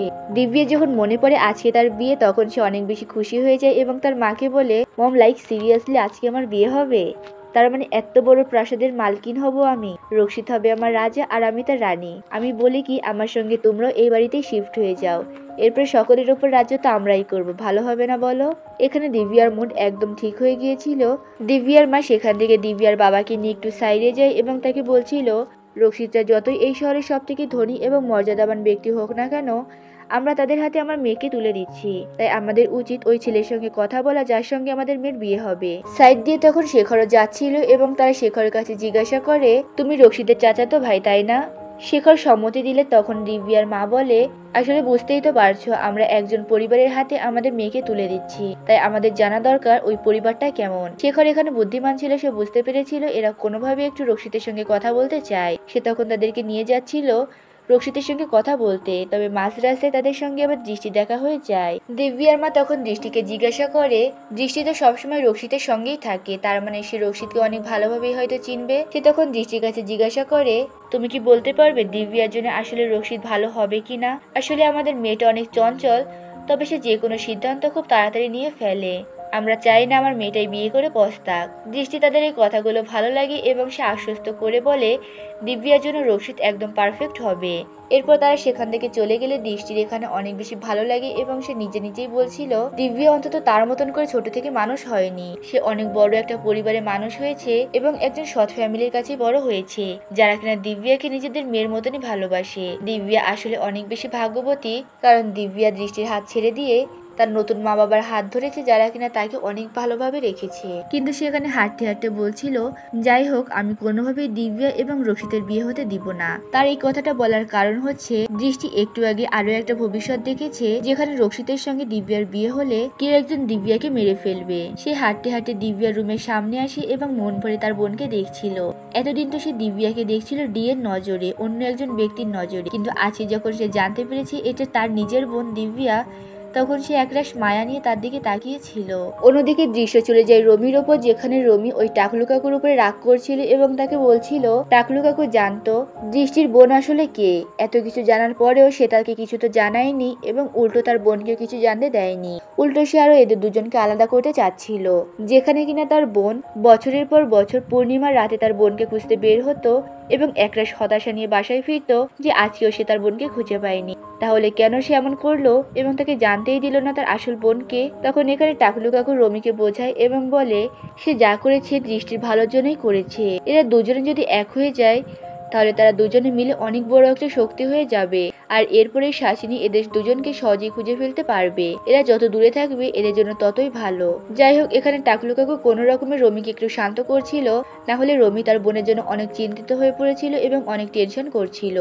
অন্যদিকে দিব্যা যখন রুমের ভেতরে একা ছিল তখন দৃষ্টি তার কাছে যায় এবং তাকে গিয়ে বলে, রক্ষিত স্যার একদমই ভালো মানুষ নয়, তুমি তাকে ডিজার্ভ করো না, তুমি আরো ভালো কিছু ডিজার্ভ করো। এই কথা শোনার পরে তো দিব্যার মাথায় একদম রক্ত উঠে যায় এবং সে দৃষ্টির উপর রেগে গিয়ে বলে, তুই নিজে তো সারাদিন রক্ষিতের পেছনে পেছনে থাকবি, আর আমি যখনই বললাম আমি তাকে পছন্দ করি তখন এটা তোর আবার সহ্য হচ্ছে না। তুই কি আমার ব্রেন ওয়াশ করতে চাচ্ছিস এবং তুই বলতে চাচ্ছিস আমি যদি বিয়ে না করি এবং তার বদলে তুই তার সঙ্গে বিয়ে করে নিতে পারিস? দিব্যি এখানে অনেক বেশি হাইপার হয়ে গিয়েছিল এবং দৃষ্টিকে তুই তুকারি করে কথা বলছিল এবং তার উপরে অনেক বেশি রাগ ঝাড়ছিল। দৃষ্টি এখানে দিব্যাকে আটকানোর এবং তাকে শান্ত করার অনেক চেষ্টা করছিল, তবে কোনো কিছুতেই কাজ হচ্ছিল না। দৃষ্টি এখানে সরাসরি দিব্যাকে বলছিল সে যেন রক্ষিতকে বিয়ে না করে এবং এই কথাটাই দিব্যাকে অনেক বেশি রাগিয়ে দিচ্ছিল। দৃষ্টি এখানে অনেকবার বলার চেষ্টা করে আমি তোর বোন হই এবং আমার কথা শোন, তবে সে তার কোনো কথা পূর্ণ হতে দেয় না, উল্টো আরো অনেক বেশি রাগ করছিল। দিব্যি এখানে আরো বেশি রেগে যাচ্ছিল এবং বলছিল তুই একটা মিথ্যাবাদী, তুই আমাকে মিথ্যা বলেছিস, তুই একটা চিটার। এটা শোনার পরে দৃষ্টিও বলে ওঠে, দিব্যা তোকে মামামের কসম, তুই কিন্তু এই বিয়ে কোনোভাবেই করবি না। আর এটা শোনার সঙ্গে সঙ্গে দিব্যার মনে পড়ে যায় ছোটবেলায় দিব্যা এমন ভাবে কান্না করতো এবং তার দৃষ্টি দিকে বলতো, দি তুমি একটা মিথ্যাবাদী, তুমি চিটার, তুমি নিজের বন্ধুদের সঙ্গে দেখা করতে গিয়েছো আর তুমি আমাকে নিয়ে যাওনি। এই কথা শোনার পরে দিব্যা আরো অনেক বেশি হাইপার হয়ে যায় এবং দৃষ্টিকে ঘর থেকে এক প্রকার ধাক্কা দিয়ে বের করে দেয়। দরজার বাইরে বসে সেখানে দৃষ্টি কান্না করছিল আর ভেতরে বসে দিব্যা কান্না করছিল। দৃষ্টি কান্না করছিল কারণ সে জানাতেই পারেনি সে তার বোন হয় এবং সে দিব্যাকে এই বিয়ে থেকে আটকাতে পারছে না। আর যদি কোনোভাবে এই বিয়েটা হয়ে যায় তাহলে এখানে দিব্যার প্রাণ সংশয় রয়েছে। আর ভেতরে বসে দিব্যা এর জন্য কান্না করছিল কারণ সে তার বোন এবং তার মাকে অনেক বেশি মিস করছিল এবং অতীতের প্রত্যেকটা খুঁটিনাটি বিষয় তাকে আজকে যেন আরো বেশি করে কষ্ট দিচ্ছিল। যাই হোক, এবার সিন চলে যায় অনুষ্ঠানের দিকে, যেখানে আমরা দেখতে পারি অনুষ্ঠানের ভেতরে বিচ্ছু এবং সাচিনী অতিথি হয়ে এসেছিল এবং রমি এবং ওই টাকলু আঙ্কেল যার নাম ছিল সঞ্জীব, তারা ডেকোরেটরের লোকজন সেজে ভেতরে প্রবেশ করেছিল। দিব্যাকে যখন এত বোঝানোর পরও কিছু করা যায়নি তখন দিশিরও রাগ হয়ে যায় এবং সে রক্ষিতের রুমে গিয়ে বলে, আপনার সমস্যা কি স্যার? একবার এর সঙ্গে বিয়ে করেন আর একবার অন্য সঙ্গে। মানে সেখানে রক্ষিতকে রাগিয়ে দিতে চাচ্ছিল যাতে রক্ষিত নিজে থেকে দিব্যার সঙ্গে এই বিয়েটা ভেঙে দেয়। তবে রক্ষিত তো উল্টো আরো দৃষ্টির কাছে আসে এবং গিয়ে বলে, তো আমি লাবণ্যকেও বিয়ে করব না এবং দিব্যাকেও বিয়ে করব না, তাহলে তুমি কাকে চাও আমি তোমাকে বিয়ে করি? দৃষ্টি তখন আবার বলে, স্যার আমি আপনাকে কতবার বলেছি আমি আপনাকে মোটেও পছন্দ করি না, আপনি একটা হৃদয়হীন মানুষ। দৃষ্টির কাছ থেকে বারবার এমন প্রত্যাখ্যান হওয়ার পরে তো রক্ষিত আরো বেশি রেগে যায় এবং সে জোর করেই দৃষ্টিকে তার রুমে থেকে ধাক্কা দিয়ে বের করে দেয় এবং বলে, পরের বার তোমার মুখও আমাকে দেখাবে না এবং আমার কোনো বিষয় নিয়ে তুমি কোনো রকমের কথাও বলবে না, জাস্ট গেট আউট। দৃষ্টি সেখান থেকে চলেই যাচ্ছিল, তবে রক্ষিত পেছন থেকে আবার ডাকে এবং তাকে বলে, দেখো এবার আবার পড়ে যাওয়ার নাটক করো না। দৃষ্টির এই কথাটা অনেক বেশি খারাপ লাগে এবং সে সেখান থেকে অপমানিত হয়ে চলেই যাচ্ছিল।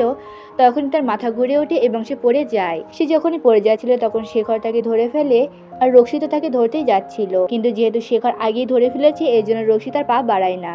দৃষ্টি সকাল থেকে কিছু খায়নি, এর জন্য তার মাথা ঘুরে গিয়েছিল এবং সে পড়ে যায়। শেখর এই বিষয়টা বুঝতে পারে এবং তাকে পানি দিয়ে এবং কাম ডাউন করে। এরপর সে দৃষ্টিকে জানায় একটু আগে দৃষ্টি রক্ষিতকে যে কথাটা বলছিল এই কথাগুলো সে শুনে ফেলেছে এবং সেও চায় না এই বিয়েটা হোক। এখান থেকে সিন চলে যায় রক্ষিতের ওপর, যে নিজের কাজ করছিল বসে আর বারবার দৃষ্টির কথাই মনে করছিল। সেখানে নিজেও দৃষ্টিকে অনেক বেশি পছন্দ করত, তবে তার ইগোতে হার্ট হচ্ছিল যে বারবার দৃষ্টি বলছে দৃষ্টি নাকি তাকে পছন্দ করে না। তার ভালোবাসাটা ওই ইগোর ভেতরে দেবে যাচ্ছিল। রক্ষিতের রুমে যখন তার পরিবারের সকল লোকজন এসেছিল তখন তাদেরকে খবর পাঠানো হয় শেখর কোনো একটা বিশেষ ঘোষণা করবে, এর জন্য তারা যেন সকলে নিচে যায়। তারা নিচে গিয়ে তখন শেখরকে জিজ্ঞাসা করে শেখর কি অ্যানাউন্সমেন্ট করতে চায়। সকলে সেখানে গেলে দৃষ্টিও সেখানে আসছিল। পেছন থেকে তখন রক্ষিত তাকে জিজ্ঞাসা করে, তুমি কি এখন ঠিক আছো? রক্ষিত এখানে অনেক নরমভাবে এবং অনেক রেসপেক্ট নিয়ে এটা জিজ্ঞাসা করেছিল তার শরীরের অবস্থা কেমন। সেখানে তার কেয়ার করছিল, তবে দৃষ্টি তার কোনো কথার উত্তরই দেয় না এবং সেখান থেকে চলে যাচ্ছিল। রক্ষিত তখন দৃষ্টির হাত ধরে ফেলে এবং বলে, আমার পছন্দ না কেউ আমাকে ইগনোর করুক। এদিকে শেখর আবার সকলের সামনে অ্যানাউন্সমেন্ট করে যে সে আজকে এই মণ্ডপে একজনের সঙ্গে বিয়ে করতে চায়, আর যাকে সে বিয়ে করতে চায় একে সকলেই খুব ভালো করে চেনে এবং সকলে অনেক ভালোবাসে। প্রথমে তারা অনেক বেশি অবাক হয়ে যায়, কিন্তু পরে ওকে সাপোর্ট করে কে সেই লাকি মেয়ে যার সঙ্গে শেখর বিয়ে করতে চায়, তাও আজকে। তখন শেখর বলে ওঠে, আমি মিস সুতের সঙ্গে বিয়ে করতে চাই, অর্থাৎ দৃষ্টির সঙ্গে। দৃষ্টির নাম শুনে এখানে অ্যাশ এত পরিমাণে শক হয়ে যায় যে সে তার হাজবেন্ডের কোলেই অজ্ঞান হয়ে পড়ে। আর ও জেসমিনে গিয়ে তার কাছে টিটকারি মারছিল এবং বলছিল, অ্যাশ তাড়াতাড়ি ওঠো, দেখবে না তোমার পুত্রবধূকে, তুমি তো সবসময় আমাকে চিপ ছোট লোক বলে ডাকতে, দেখো তোমার বউ এখন আরো বেশি ছোট লোক হয়ে গেছে। এদিকে আবার রক্ষিতকে দেখার মতন চেহারা হয়ে গিয়েছিল, সে একদম অবাক হয়ে গিয়েছিল শেখর এবং দৃষ্টির বিয়ের কথা শুনে। রক্ষিত এবং মহিমা শেখরকে জিজ্ঞাসাও করে, তুই হঠাৎই সিদ্ধান্ত কেন নিলি? তবে সে বলে, আমার তাকে পছন্দ, এর জন্য আমি তাকে বিয়ে করতে চাই। সে দৃষ্টির কাছে সম্মতি চাইলে দৃষ্টিও হ্যাক করে দেয় এবং সকলে অনেক বেশি খুশি হয়ে যায়, কারণ শেরগিল পরিবারে আজকে একটা নয় বরঞ্চ দুটো বিয়ে হবে। এদের কারো কোনো আপত্তি ছিল না দৃষ্টির ব্যাকগ্রাউন্ড নিয়ে, সে কোন ফ্যামিলি থেকে এসেছে কিংবা কত ছোট। কিন্তু শেখরের মা অর্থাৎ অ্যাশের অনেক বেশি সমস্যা ছিল দৃষ্টিকে নিয়ে। সে তার ছেলেকে সাইডে নিয়ে আসে এবং তাকে জিজ্ঞাসা করছিল সে এটা কেন করছে। সে কি জানে না দৃষ্টি একটা পিএ, সে একটা নর্মাল ছোটোখাটো একটা জব করে এবং সে অনেক ব্যাকডেটেড, তার পরিবার ভালো না, তারা অনেক গরিব পরিবার থেকে বিলং করে। শেখর আরও ভালো কিছু ডিজার্ভ করে, তাই সেজন্য এই বিয়েটার সিদ্ধান্ত মানা করে দেয়। তবে শেখর এখানে একদম শর্টকাটে বলে দেয়, দেখো আমি তোমাদের একমাত্র ছেলে, তোমরা যদি বিয়ে মেনে নিতে পারো তাহলে নিবে, আর যদি মেনে না নাও তাহলে তোমার একমাত্র ছেলের বিয়ে তোমরা মিস করবে, বাকিটা তোমাদের সিদ্ধান্ত। বিয়ের পার্টিতে যেহেতু রোমিও উপস্থিত ছিল তার কেন এই খবরটা আসে এবং সে জানতে চাচ্ছিল তার বোন কেন এই সিদ্ধান্তটা নিল। তবে সঞ্জিত আঙ্কেল তাকে আটকে দিয়ে বলে, যা কিছু হবে ভালোর জন্যই হবে, তাই তুমি বাকিটা উপরওয়ালার ইচ্ছে ছেড়ে দাও। সিন চলে যায় রক্ষিতের ওপর, যেখানে রক্ষিত শেখরের এই সিদ্ধান্ত নিয়ে অনেক বেশি রেগেছিল এবং জেলাস ফিল করছিল দৃষ্টিকে নিয়ে। শেখর তার ভাইয়ের কাছে যায় এবং তার রাগ কমানোর চেষ্টা করে এবং তার রাগ নানানভাবে ভাঙানোর চেষ্টা করছিল। পেছন থেকে দৃষ্টি এসে শেখরকে ডাক দেয় এবং তাকে জানায় শেখরের সঙ্গে তার কিছু কথা রয়েছে। শেখর তাকে নিয়ে চলে যাচ্ছিল, তখন পেছন থেকে আবার রক্ষিত দৃষ্টিকে ডাক দিয়ে বলে, মিস সুদ, কংগ্রাচুলেশনস, অবশেষে তুমি যাকে পছন্দ করো তার সঙ্গে তোমার বিয়ে হচ্ছে এবং তুমি তাকে খুঁজেও ফেলেছো। সেখানে খোটাটা দিয়েই বলেছিল, কারণ সে অলওয়েজ রক্ষিতকে বলতো আমার তোমাকে পছন্দ নয়, আর রক্ষিত তাকে খোটা দিয়েই বলে দিল দৃষ্টি যাকে পছন্দ করে অবশেষে সে তাকে পেয়ে গেছে। এরপর শেখর দৃষ্টিকে নিয়ে তার রুমের ভেতরে আসে, আর এরপর দৃষ্টি শেখরকে জিজ্ঞাসা করে, আমরা যে বিয়ের সিদ্ধান্তটা নিয়েছি এটা কি ঠিক হবে, মানে অন্য কোনো প্ল্যান নেই? শেখর তখন তাকে বুঝিয়ে বলে, আমার কাছে আপাতত এটাই বেস্ট মনে হচ্ছে আর এটাই করা উচিত হবে। আমি জানি তুমি আমাকে বেশি দিন চেনো না, তবে আই প্রমিস আমি একটা ভালো মানুষ এবং তুমি আমার উপর বিশ্বাস রাখতে পারো। এদিকে সঞ্জিত আঙ্কেল অর্থাৎ ওই টাকলু কাকু দেখে ফেলেছিল এই অনুষ্ঠানের ভেতরে সাচিনীও রয়েছে। এর জন্য সে রমিকে একটা সাইডে নিয়ে যায় এবং তার হাতের ভেতরে কিছু একটা দেয়।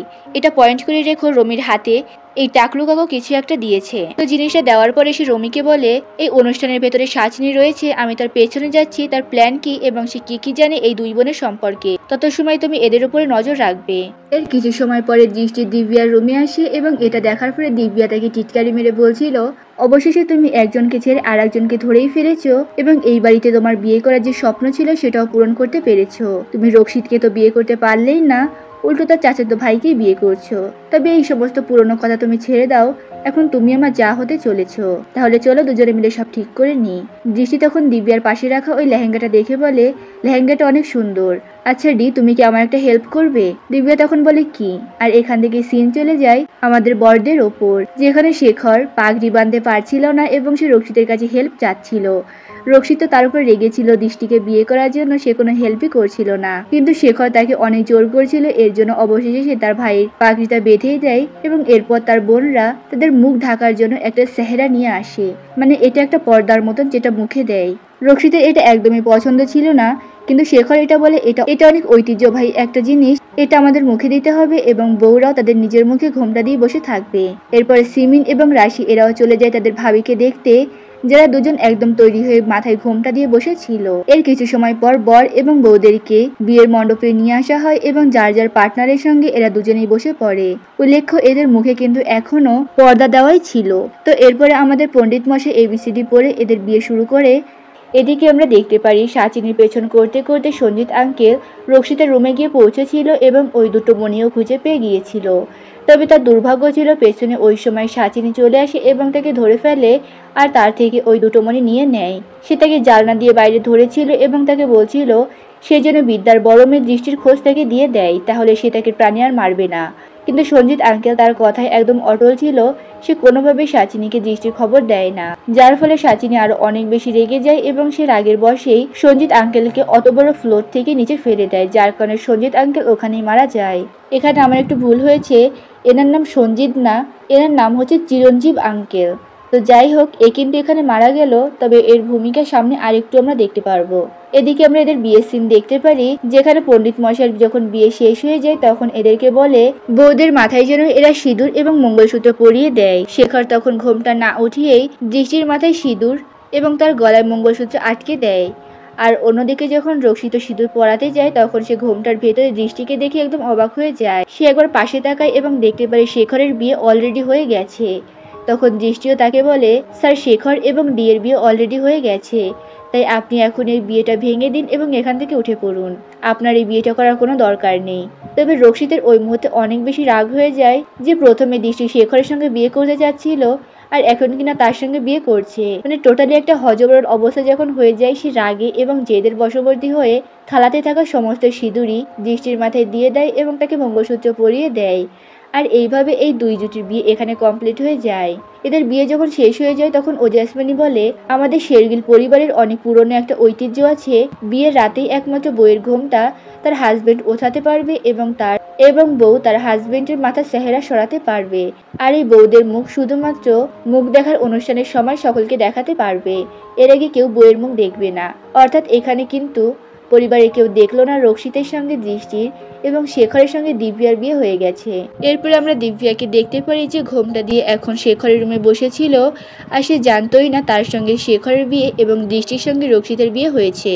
মুখে চেহারা পরে যখন ভেতরে শেখর প্রবেশ করে তখন তো মনে করছিল এটা হয়তো রক্ষিত। সে তো নিজের মনে মনে খুশি হচ্ছিল এবং রক্ষিতের সঙ্গে হাজারটা গল্প জুড়ে দিয়ে বলছিল সে অনেক খুশি এবং আজ থেকে সে রক্ষিতের ওয়াইফ হলো। এমন নানা ধরনের কথা যখন সে বলছিল এবং রক্ষিত ইঙ্গিত করেই বলছিল তখন শেখরের খারাপ লাগে এবং সে রাগ করেই তার মাথার সেরা খুলে ফেলে। দিব্যা যখন এখানে শেখরকে দেখতে পারে সে তার কাছে যায় এবং গিয়ে বলে, তুমি নিজের ওয়েডিং নাইট ছেড়ে আমার রুমে কি করছো, আমার রুম থেকে বের হও। আর এইবার শেখর তাকে সত্যি কথা বলে দেয়। সে ডিকে বলে, তোমার সঙ্গে আমার বিয়ে হয়েছে, রক্ষিতের না। দিব্যা এখন অবাক হয়ে যায় এবং তাকে বলে, তার মানে কি, আমার সঙ্গে রক্ষিতের বিয়ে হয়েছে এবং আর তোমার সঙ্গে মিস সুতের বিয়ে হয়েছে? তখন শেখর বলে, না, তোমার সঙ্গে আমারই বিয়ে হয়েছে। এখানে ছোট বোন তার বরের উপর রাগ করছিল এবং ঝগড়া করছিল, আর অন্যদিকে বড় বোন নিজের বরের কাছে ঝগড়া খাচ্ছিল। রক্ষিত ভেতরে এসে দরজা আটকে দেয় এবং তার উপর চিৎকার করে বলে, মিসু, তুমি এটা কেন করেছো? এমন বউ বদলানোর খেলা তুমি কেন খেলেছো? আমি তোমাকে কত ইনিয়ে বিনিয়ে জিজ্ঞেস করলাম, ইনডাইরেক্টলি তোমাকে এটাও প্রপোজ করে দিলাম যে তুমি কি আমাকে বিয়ে করতে চাও কি না, তুমি কি আমাকে বিয়ে করবে, আমি এটাও তোমাকে ইনডাইরেক্টলি বললাম। তুমি তো সেটাতে রাজি হলেই না, উল্টো আমাকে বলেছিলে আমি অসভ্য, বেয়াদব, এমনকি হৃদয়হীন একজন মানুষ, তাও আবার পাথর। তাহলে আমার মতন একজন মানুষকে তুমি কেন বিয়ে করেছো? আর নিচে কি ড্রামা করেছিলে তুমি শেখরের সঙ্গে বিয়ে করবে? তুমি শেখরের সঙ্গে বিয়ে ঠিক করে আমার পাশেই বসে গেলে বিয়ের পিড়িতে। এটা কেন করলে? ভাই, আমার চ্যানেলের লোগোটা আমার একদমই পছন্দ হচ্ছে না, আমি এটাকে চেঞ্জ করব। তোমরা যদি কেউ লোগো ডিজাইন করতে পারো তাহলে প্লিজ আমার সঙ্গে যোগাযোগ করো, আমি কমেন্টে আমার ফেসবুক আইডির লিঙ্ক দিয়ে রাখবো। এখন তোমরা আমাকে বলো, আমি ডিটেলসে বললে কি তোমাদের সুবিধা হয় নাকি শর্টকাটে বুঝিয়ে দিব এবং তাড়াতাড়ি শেষ করে দেবে, এটা বেশি ভালো হয়? ড্রামায় আসা যাক। রক্ষিত যখন দৃষ্টির ওপরে অনেক বেশি চিৎকার করছিল এবং রাগ করছিল তখন দৃষ্টি উঠে দাঁড়ায় এবং তাকে বলে, স্যার, আমি আপনাকে বিয়ের মণ্ডপেই বলেছিলাম দিব্যা এবং শেখরের বিয়ে অলরেডি হয়ে গেছে। আপনার কাছে সময় ছিল, সুযোগ ছিল এবং পরিস্থিতিও ছিল এই বিয়েটা না করার, কিন্তু আপনি নিজের জেদ থেকে এই বিয়েটা করেছেন, তাই আপনি আমার উপর এমন ধরনের চিৎকার চেঁচামেচি করতে পারেন না। এদিকে সেন চলে যায় রমির ওপর, যে দেখতে পারে দেওয়ালের পাশে একটা তাবিজ ঝোলানো রয়েছে এবং সে ওটা দেখে বুঝতে পারে চিরঞ্জিত আঙ্কেলের কিছু একটা হয়েছে, হয়তো সে বিপদে রয়েছে। আর এখান থেকে দৃশ্য চলে যায় দিব্যার ওপর, যেখানে সে এখনো শেখরের ওপর চেঁচামেচি করছিল এবং বলছিল, জীবনে আজ প্রথমবার আমার ওই পিয়ের জন্য কষ্ট হচ্ছে, যে মেয়েকে কিনা তুমি আমার জন্য আবার ধোকা দিয়েছো, মানে একসঙ্গে তুমি আমাদের দুজনকে ধোকা দিয়েছো। তখন শেখর এটাকে ক্লিয়ার করে দিয়ে বলে, দৃষ্টিও এই প্ল্যানের বিষয়ে অবগত ছিল এবং সে আমার পার্টনারই ছিল। এটা শোনার পরে যেন দিব্যার মাথায় আকাশ ভেঙে পড়ে এবং এক মুহূর্তের জন্য সে একদম ব্ল্যাক আউট হয়ে যায়। সে পাগলের মতো নিজেকে বলছিল তার সঙ্গে আমার চ্যালেঞ্জ হয়েছিল, সে নাকি আমাকে রক্ষিতের সঙ্গে বিয়ে করতে দিবে না, তবে আমি এটা ভাবতেও পারিনি সে এইভাবে তার চ্যালেঞ্জটা পূরণ করবে। সে বিশ্বাসই করতে পারছিল না দৃষ্টি এমনভাবে ওকে ধোকা দিল। এরপর সে আবার শেখরের দিকে তাকায় এবং বলে, তুমি আমাকে ধোকা দিয়েছো এবং তুমি তার সঙ্গে মিলিত ছিলে, তাই তুমি একদমই ভাববে না আমি এই বিয়েটা মেনে নিয়েছি। না আমি এই বিয়েটা মেনেছি, আর না আমি তোমার সঙ্গে থাকতে রাজি আছি, না আমি তোমাকে চাই, না এই বিয়েটা রাখতে চাই। শেখর এখানে তাকে অনেক বোঝানোর চেষ্টা করছিল, যেহেতু আমাদের বিয়েটা হয়ে গেছে তুমি আমাকে আরেকটা সুযোগ দাও। তবে দিব্যা এখানে কোনো কথাই শুনতে চাচ্ছিল না, সে শেখরের উপর অনেক বেশি রাগ করছিল এবং চেঁচাচ্ছিল। এদিকে রক্ষিত দৃষ্টিকে উদ্দেশ্য করে বলছিল, তোমার সঙ্গে যখন আমার বিয়ে হয়ে গেছে তার মানে আজকে থেকে তুমি মিসেস শেরগিল হলে। তো মিসেস শেরগিল, তোমাকে আমি জানিয়ে রাখি, না আমার জীবনে আগে কখনো বিয়ে নামের অস্তিত্ব ছিল, আর না আমি কখনো করতে চাইতাম। আমার মা জোর করতে, এর জন্য আমি বিয়েতে রাজি হয়েছি। আমি আগে যেমন ছিলাম আজকে থেকে তেমনই থাকবো। আমি আমার কাজ নিয়ে পড়ে থাকবো এবং তোমাকে মোটেও কোনো রকমের রেসপেক্ট দিব না। না তুমি আমার থেকে কিছু আশা করবে, না আমি তোমার থেকে। তোমার উপর আমার না কোনো অধিকার থাকলো, না কোনো দায়িত্ব, আর না কোনো কর্তব্য। এই সংসারে তোমাকে একাই টিকে থাকতে হবে। এখানে তুমি আমাকেও পাশে পাবে না, আর না আমার কোনো পরিবারের মেম্বারদের। আর সর্বোপরি তোমাকে বিয়ের জন্য শুভকামনা। এদিকে আমরা দেখতে পারি দিব্যা যখন রুম থেকে বের হয়ে যাচ্ছিল তখনই শেখর তার সামনে একটা আংটি ধরে এবং এটা দেখে দিব্যার ছোটবেলার কথা মনে পড়ে, যেখানে ছোটবেলায় দিব্যা এবং শেখর একটা পার্কে খেলা করছিল এবং শেখর সেখানে পড়ে গিয়েছিল। দিব্যা তখন এই আংটিটা তাকে দিয়েছিল এবং বলেছিল, এটা আজ থেকে তোমার লাকি চার্ম, এ তোমার জীবনে নতুন সূর্য নিয়ে আসবে এবং যাই হবে সবকিছু ভালো ভালো হবে। অর্থাৎ দিব্যাকে আগে থেকে শেখর চিনত, আর বড় হওয়ার পরেও সে দিব্যাকে ঠিকই চিনেছে, কিন্তু দিব্যা শেখরকে চিনতে পারেনি। দিব্যা যখন আংটিটা দেখে সে অনেক ইমোশনাল হয়ে যায় এবং শেখরকে জিজ্ঞাসা করে, তার মানে ওটা তুমি ছিলে? শেখর ওটা অ্যাকসেপ্ট করে নেয় এবং বলে, ভাগ্য যেহেতু আমাদের পুনরায় মিলিয়ে দিয়েছে, তাই আমাদের উচিত হবে নতুন করে সবকিছু শুরু করা। তোমাকে ছোটবেলা থেকেই আমি পছন্দ করতাম এবং তখন থেকে আমার মনে তোমার জন্য একটা ফিলিংস ছিল, তাই আমি চাই তুমি আমাকে একটা সুযোগ না দিলেও অন্ততপক্ষে এই বিয়েটাকে একটা সুযোগ দাও। আমি জানি তুমি রক্ষিতকে বিয়ে করতে চাইতে, কিন্তু এখন তো তোমার বিয়ে আমার সঙ্গে হয়ে গেছে। তুমি একটু ভেবে দেখো, তোমার যতটা সময় দরকার তুমি ততটা সময় নাও, আমি তোমার জন্য অপেক্ষা করতে তৈরি আছি। তবে দিন শেষে আমি এটাই চাই, তুমি আমার আকাশের সেই সূর্য হও যে সূর্য সবসময় আমার পৃথিবীতেই উদিত হবে। এই কথা বলে শেখর সেখান থেকে চলে যায় আর দিব্যার মুখ একদম চুপ হয়ে যায়। শেখর চলে যাওয়ার পরে সে নিজেকেই বলছিল, আমি তোর মুখে ঝামা ঘষতে চাচ্ছিলাম, তবে সে তো আমার মুখে ঝামা ঘষে দিয়ে চলে গেল। তবে মিস্টার শেখর শেরগিল, আমাকে বিয়ে করার যখন এতই শখ, তবে আমি এটা তোমাকে গ্যারান্টি দিচ্ছি, আমাকে বিয়ে করার পরে তোমার জীবন যদি আমি জাহার নাম না করে দিয়েছি, তাহলে আমার নামও ডিনা। সিন এখান থেকে চলে যায় সাচিনীর ওপর, যেখানে সাচিনী একটা লোককে বলছিল, অবশেষে ডি এখানে থেকেই গেল আর আমাদের পরিকল্পনা একদম সঠিকভাবেই এগোচ্ছে। যাই হোক, তোকে বিয়ের জন্য অভিনন্দন, কারণ তুই না থাকলে তো এটা কোনোভাবেই সম্ভব হতো না। আর যখনই আমাদের ওই ব্যক্তির চেহারা দেখানো হয়, তখন আমরা দেখতে পারি এটা আর কেউ নয়, বরং যেটা শেখর ছিল, যে সাচিনীর সঙ্গে হাত মিলিয়েছিল এবং এই সমস্ত প্ল্যান সে সাচিনীর সাথেই করেছিল। আর এটাও পরিষ্কার হয় সে ডিকে কোনো রকমের ভালোবাসেই না, তার কোনো একটা উদ্দেশ্য রয়েছে, এর জন্য সে সাচিনীর সঙ্গে মিলিত রয়েছে। দিব্যা এবং দৃষ্টি নিজেদের ঘরের ব্যালকনিতে দাঁড়িয়েছিল এবং আজকের পরিস্থিতি সম্পর্কে ভাবছিল।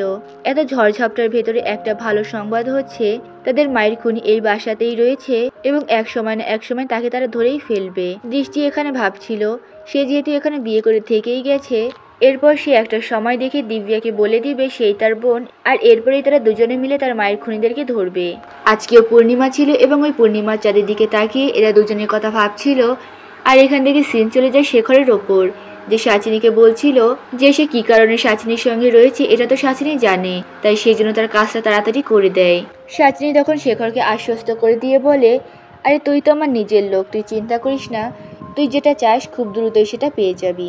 এদিকে আমরা দেখতে পারি রক্ষিত বসেছিল এবং সেখানে বসে ড্রিঙ্কস করছিল। ওই সময় সেখানে শেখর আসে তার রাগ ভাঙানোর জন্য, কিন্তু রক্ষিত তার উপর অনেক রেগেছিল এবং সেখান থেকে চলে যেতে বলে। এরপর হুট করেই তার মনে পড়ে আজকে সারাদিন এত ঝামেলার ভেতর তার তো মনেই ছিল না লাবণ্যর কথা। লাবণ্য বলেছিল এক চোখের একটা মহিলাকে সে দেখেছে যার চোখ দিয়ে লাল আলো বের হতো। যা শোনার পরে শেখর সম্পূর্ণ চেষ্টা করছিল সাচিনীর দিকে যেন তার নজর না যায় এবং তাকে নিয়ে যেন রক্ষিত তা ভাবে, কিন্তু ঘটনা তার উল্টো হয়ে যায়, কারণ রক্ষিত ছোটবেলার কথা ভাবে যেখানে এমন একটা মহিলাই তার বাবাকে জড়িয়ে ধরেছিল এবং ওই মহিলার জন্যই তার বাবা রক্ষিত এবং রক্ষিতের মাকে ছেড়ে দিয়ে চলে গিয়েছিল। আর এরপরে তার বাবা আর কখনো তাদের খোঁজও নেয়নি এবং তার বাবার খোঁজ পাওয়াও যায়নি। তার মানে এই দাঁড়ালো রক্ষিতও জানতো ওই এক চোখওয়ালা একটা ব্যক্তি রয়েছে, যে কোনো সাধারণ মানুষ নয়। তো যাই হোক, সামনের পর্বে আমরা দেখতে পারবো এদের মুখ দেখার অনুষ্ঠানে তার পরিবারের লোকজন যখন তারা জানতে পারবে এখানে বউ অদল বদল হয়েছে, তখন তাদের রিয়াকশনটা কি হবে এবং তাদেরকে মেনে নেবে কিনা।